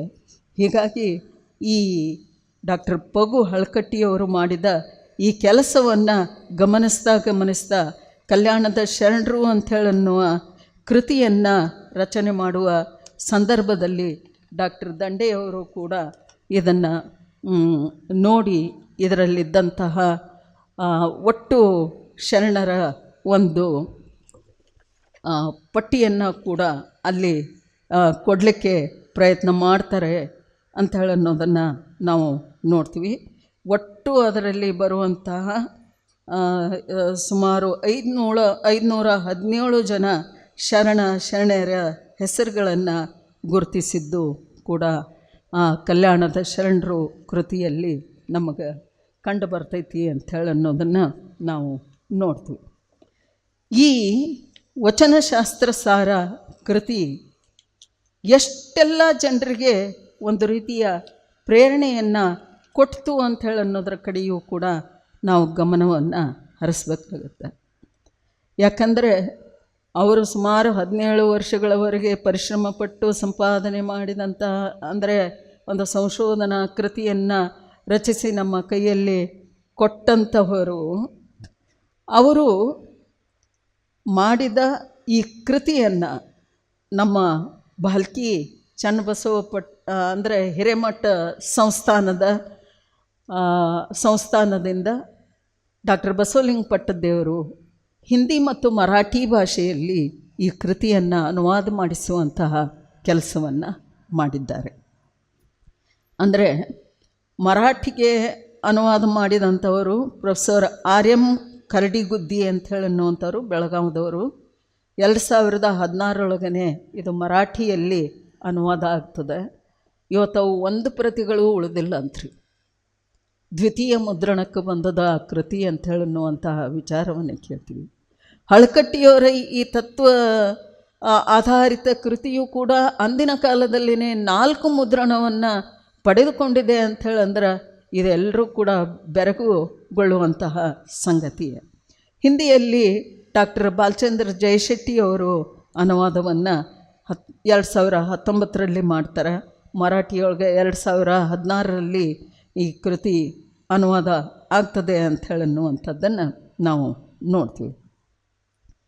ಅಷ್ಟೇ ಅಲ್ಲ, ಇದನ್ನು ನಮ್ಮ ಕನ್ನಡದ ವಿದ್ವಾಂಸರು ಕೂಡ ಯಾರು ವಚನ ಸಾಹಿತ್ಯವನ್ನು ಭಾಳ ಅಸಡ್ಡೆಯಿಂದ ಕಾಣ್ತಾ ಇದ್ರೋ, ಅದರ ಮೇಲೆ ಅನುಮಾನಗಳು ಅಂತೇಳಿ ಅನ್ನುವಂಥವು ಉಂಟಾಗಿದ್ವು, ಅವುಗಳೆಲ್ಲವನ್ನು ದೂರ ಮಾಡಲಿಕ್ಕೆ ಹುಟ್ಟಿಕೊಂಡಂತಹ ಈ ಹಳಕಟ್ಟಿಯವರ ಕೃತಿಯನ್ನು ಅನುಸರಿಸಿ ಅವರ ಶೀರ್ಷಿಕೆಯನ್ನು ಕೂಡ ಅನುಸರಿಸಿಕೊಂಡು ಹುಟ್ಟಿದಂತಹ ಕೃತಿಗಳನ್ನು ನಾವು ನೋಡ್ತೀವಿ. R.R. ದಿವಾಕರ್, ರಂಗನಾಥ್ ರಾಮಚಂದ್ರ ದಿವಾಕರ್ ಅಂಥೇಳಿ ಅನ್ನುವಂಥ ಒಬ್ಬ ಹಿರಿಯ ಸಂಶೋಧಕರು.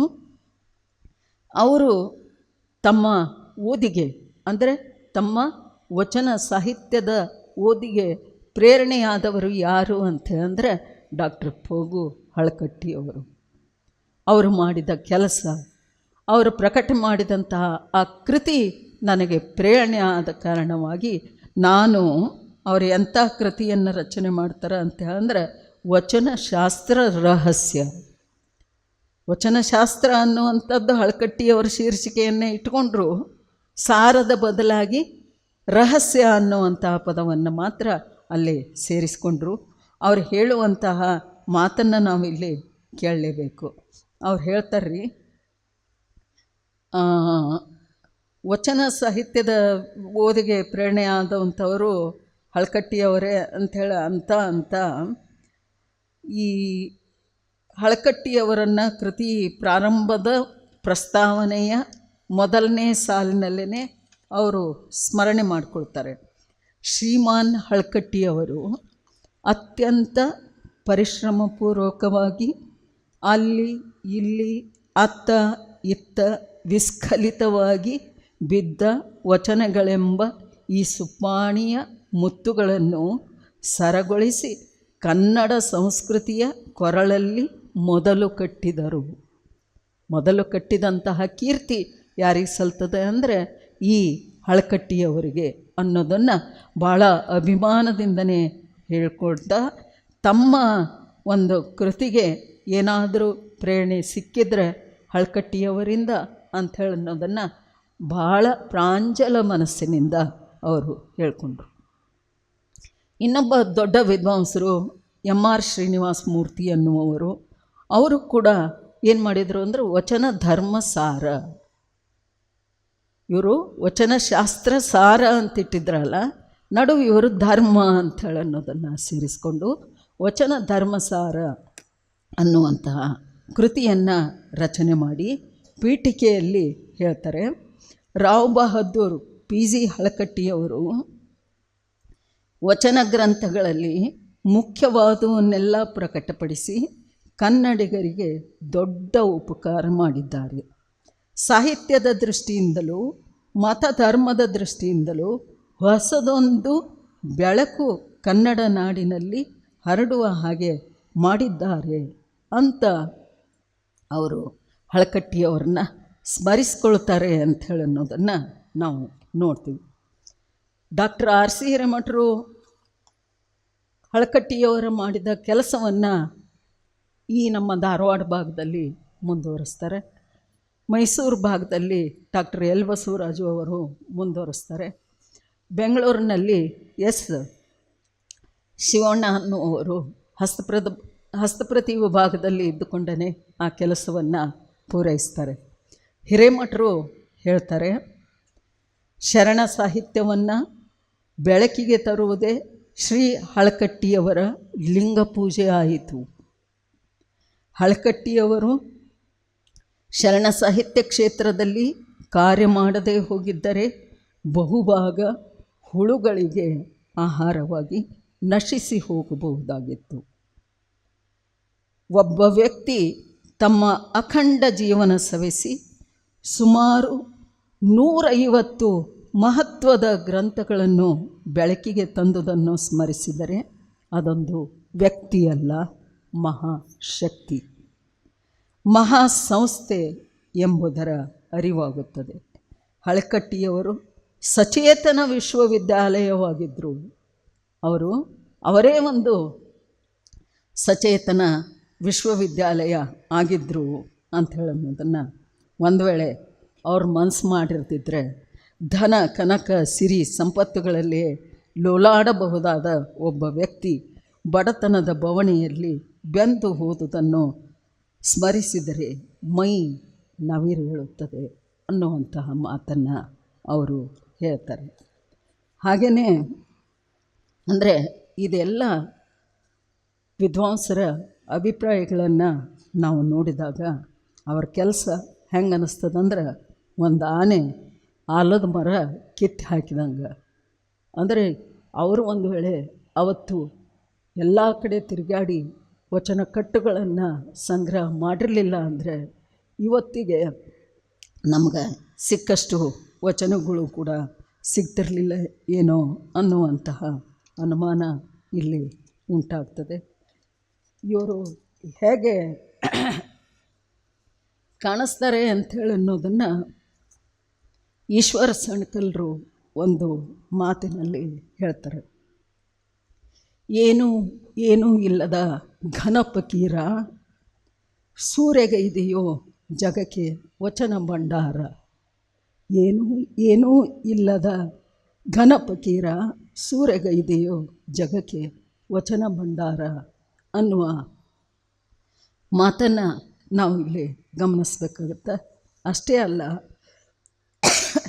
ಬೇಂದ್ರೆಯವರು ಸರ್ವಜ್ಞನ ಕುರಿತು ಹೇಳಿದಂತಹ ಮಾತನ್ನು ನಾವು ಹಳಕಟ್ಟಿಯವರಿಗೆ ಅನ್ವಯಿಸಿ ಕೂಡ ಹೇಳ್ಬೋದೇನೋ ಅಂತ ಅನ್ನಿಸ್ತದೆ. ಅವನ ಕಾಲ ಸರ್ವಕಾಲ ತಿಳಿಯದೆ ವಾದ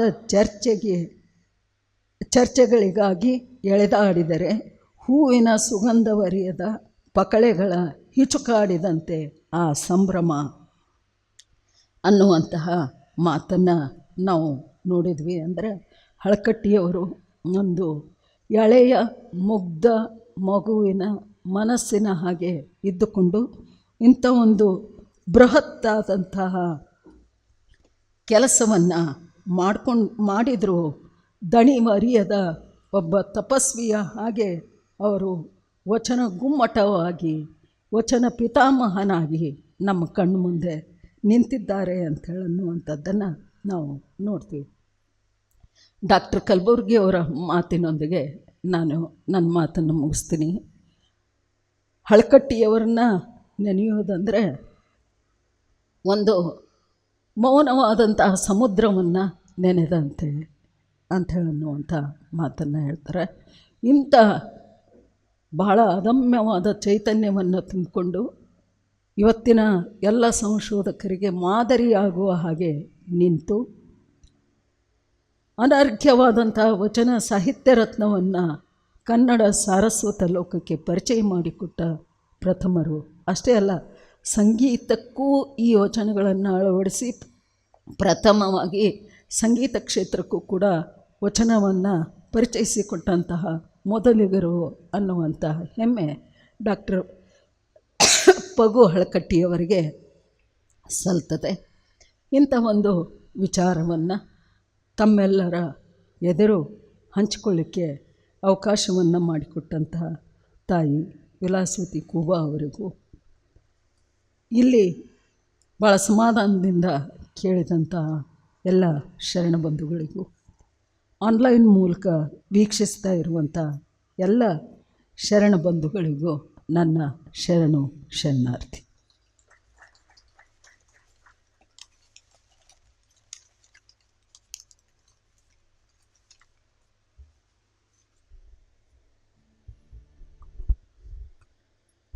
ಆತ್ಮೀಯ ಶರಣ ಬಂಧುಗಳೇ, ಇದುವರೆಗೂ ಡಾಕ್ಟರ್ ಫಗು ಹಳಕಟ್ಟಿಯವರ ವಚನಶಾಸ್ತ್ರ ಸಾರ ಶತಮಾನೋತ್ಸವ ಸ್ಮರಣೆ ಅನ್ನುವಂಥ ವಿಷಯದ ಕುರಿತಾಗಿ ಅವರ ಸಮಗ್ರ ವ್ಯಕ್ತಿತ್ವವನ್ನು ಕಟ್ಟಿಕೊಟ್ಟಿರುವಂಥ ಡಾಕ್ಟರ್ ಜಯಶ್ರೀ ದಾಂಡೆ ಅಕ್ಕನವರಿಗೆ ಅನಂತ ಶರಣು ಶರಣಾರ್ಥಿಗಳು. ಇಂದಿನ ಅನುಭವವನ್ನು ನೀಡಿರುವಂಥ ಡಾಕ್ಟರ್ ಜಯಶ್ರೀ ದಾಂಡೆ ಅಕ್ಕನವರಿಗೆ ಈ ಸಂದರ್ಭದಲ್ಲಿ ಸನ್ಮಾನ. ಡಾಕ್ಟರ್ ವಿಲಾಸವತಿ ಕೂಬಾ ಅವ್ವನವರು ಆಗಮಿಸಿ ಡಾಕ್ಟರ್ ಜಯಶ್ರೀ ದಾಂಡೆ ಅಕ್ಕನವರಿಗೆ ಸನ್ಮಾನಿಸಬೇಕು ಅಂತ ನಾನು ಅವರಲ್ಲಿ ವಿನಂತಿಸಿಕೊಳ್ತೇನೆ.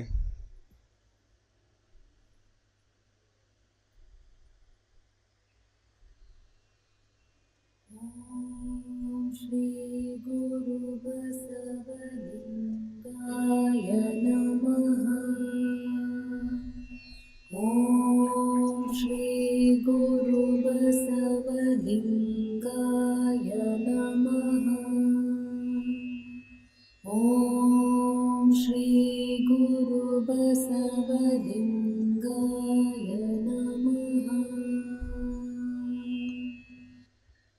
ವಂದನಾರ್ಪಣೆಗಿಂತ ಮುಂಚೆ ನಾನು ಮುಂದಿನ ಕಾರ್ಯಕ್ರಮಗಳ ವಿವರವನ್ನು ನಿಮ್ಮೆದುರಿಗೆ ಇಡಲಿಕ್ಕೆ ಇಚ್ಛಿಸ್ತೇನೆ. ಆತ್ಮೀಯರೇ, ಬೆಂಗಳೂರು ಬಸವ ಸಮಿತಿಯಲ್ಲಿ ಸೋಮವಾರದಂದು ದಿನಾಂಕ 25/12/2023 ಸಂಜೆ 6 ಗಂಟೆಗೆ ಅನುಭವ ಪ್ರೊಫೆಸರ್ ಸಿದ್ದಣ್ಣ ಲಂಗೋಟಿ ಹಿರಿಯ ಸಾಹಿತಿಗಳು ರಾಮದುರ್ಗ್ ಅವರಿಂದ ವಿಷಯ ಡಾಕ್ಟರ್ ಫಗು ಹಳಕಟ್ಟಿಯವರ ವಚನಶಾಸ್ತ್ರ ಸಾರ. ಧಾರವಾಡ ಬಸವ ಸಮಿತಿಯಲ್ಲಿ ಶನಿವಾರದಂದು 30/12/2023 ಸಂಜೆ 6 ಗಂಟೆಗೆ ಕರಣಹಸಿಗೆ ಮುಕ್ತಾಯ ಸಮಾರಂಭದ ಚರ್ಚೆಯಲ್ಲಿ ಭಾಗವಹಿಸುವವರು ಡಾಕ್ಟರ್ ವೀರಣ್ಣ ರಾಜೂರ್, ಶ್ರೀ ಅಶೋಕ್ ಬಸಪ್ಪ ಬರಗುಂಡಿ ಅವರು. ಕಲಬುರಗಿ ಬಸವ ಸಮಿತಿಯಲ್ಲಿ ರವಿವಾರದಂದು 31/12/2023 ಸಂಜೆ 6 ಗಂಟೆಗೆ 13ನೆಯ ಮಹಾದೇವಿ ಅಕ್ಕಗಳ ಸಮ್ಮೇಳನದ ಮುದ್ರಿತ ಪ್ರಸಾರ ಕಾರ್ಯಕ್ರಮ ರೂಪಕ ಐದಕ್ಕಿ ಲಕ್ಕಮ್ಮ ಮತ್ತು ವಚನ ಉಗ್ಗಡಣೆ. ಮುಂದಿನ ವಾರದ ಈ ಕಾರ್ಯಕ್ರಮ ಕೇವಲ ಆನ್ಲೈನ್ನಲ್ಲಿ ಮಾತ್ರ ಪ್ರಸಾರವಾಗ್ತದೆ, ಆಫ್ಲೈನ್ನಲ್ಲಿ ಇರುವುದಿಲ್ಲ ಅನ್ನುವಂಥ ವಿಷಯವನ್ನು ನಿಮ್ಮೆದುರಿಗೆ ನಾನು ಸೂಚಿಸ್ತೇನೆ. ಈಗ ಈ ಕಾರ್ಯಕ್ರಮದ ಶರಣು ಸಮರ್ಪಣೆ. ಇಂದಿನ ಈ ಕಾರ್ಯಕ್ರಮಕ್ಕೆ ಉಪನ್ಯಾಸವನ್ನು ನೀಡಲಿಕ್ಕೆ ಆಗಮಿಸಿ ತಮ್ಮ ಅನುಭವವನ್ನು ನಮ್ಮೊಂದಿಗೆ ಹಂಚಿಕೊಂಡಿರುವಂಥ ಡಾಕ್ಟರ್ ಜಯಶ್ರೀ ದಂಡೆ ಅಕ್ಕನವರಿಗೆ ಬಸವ ಸಮಿತಿ ಹಾಗೂ ಆನ್ಲೈನ್ ಎಲ್ಲ ಕೇಳುಗರ ಪರವಾಗಿ ಅನಂತ ಶರಣು ಶರಣಾರ್ಥಿಗಳನ್ನು ಸಲ್ಲಿಸ್ತೇನೆ. ಇಂದಿನ ಈ ಕಾರ್ಯಕ್ರಮದ ಅಧ್ಯಕ್ಷತೆಯನ್ನು ವಹಿಸಿರುವಂಥ ಡಾಕ್ಟರ್ ವಿಲಾಸವತಿ ಕೂಬಾ ಅವ್ವನವರಿಗೂ ಬೆಂಗಳೂರು ಬಸವ ಸಮಿತಿ ಹಾಗೂ ತಮ್ಮೆಲ್ಲರ ಪರವಾಗಿ ಅನಂತ ಶರಣು ಶರಣಾರ್ಥಿಗಳು. ಪತ್ರಕರ್ತರಿಗೂ ಆನ್ಲೈನ್ ಆಫ್ಲೈನ್ ಕೇಳುಗರಿಗೂ ಎಲ್ಲರಿಗೂ ಮತ್ತೊಮ್ಮೆ ಮಗದೊಮ್ಮೆ ಅನಂತ ಶರಣು ಶರಣಾರ್ಥಿಗಳು. ಆತ್ಮೀಯರೇ, ಈಗ ಶರಣು ಮಂಗಲದೊಂದಿಗೆ ಈ ಕಾರ್ಯಕ್ರಮ ಮುಕ್ತಾಯವಾಗ್ತದೆ. ಮಂಗಲಕ್ಕಾಗಿ ತಾವೆಲ್ಲ ಎದ್ದು ನಿಂತುಕೊಳ್ಳಬೇಕಾಗಿ ವಿನಂತಿ.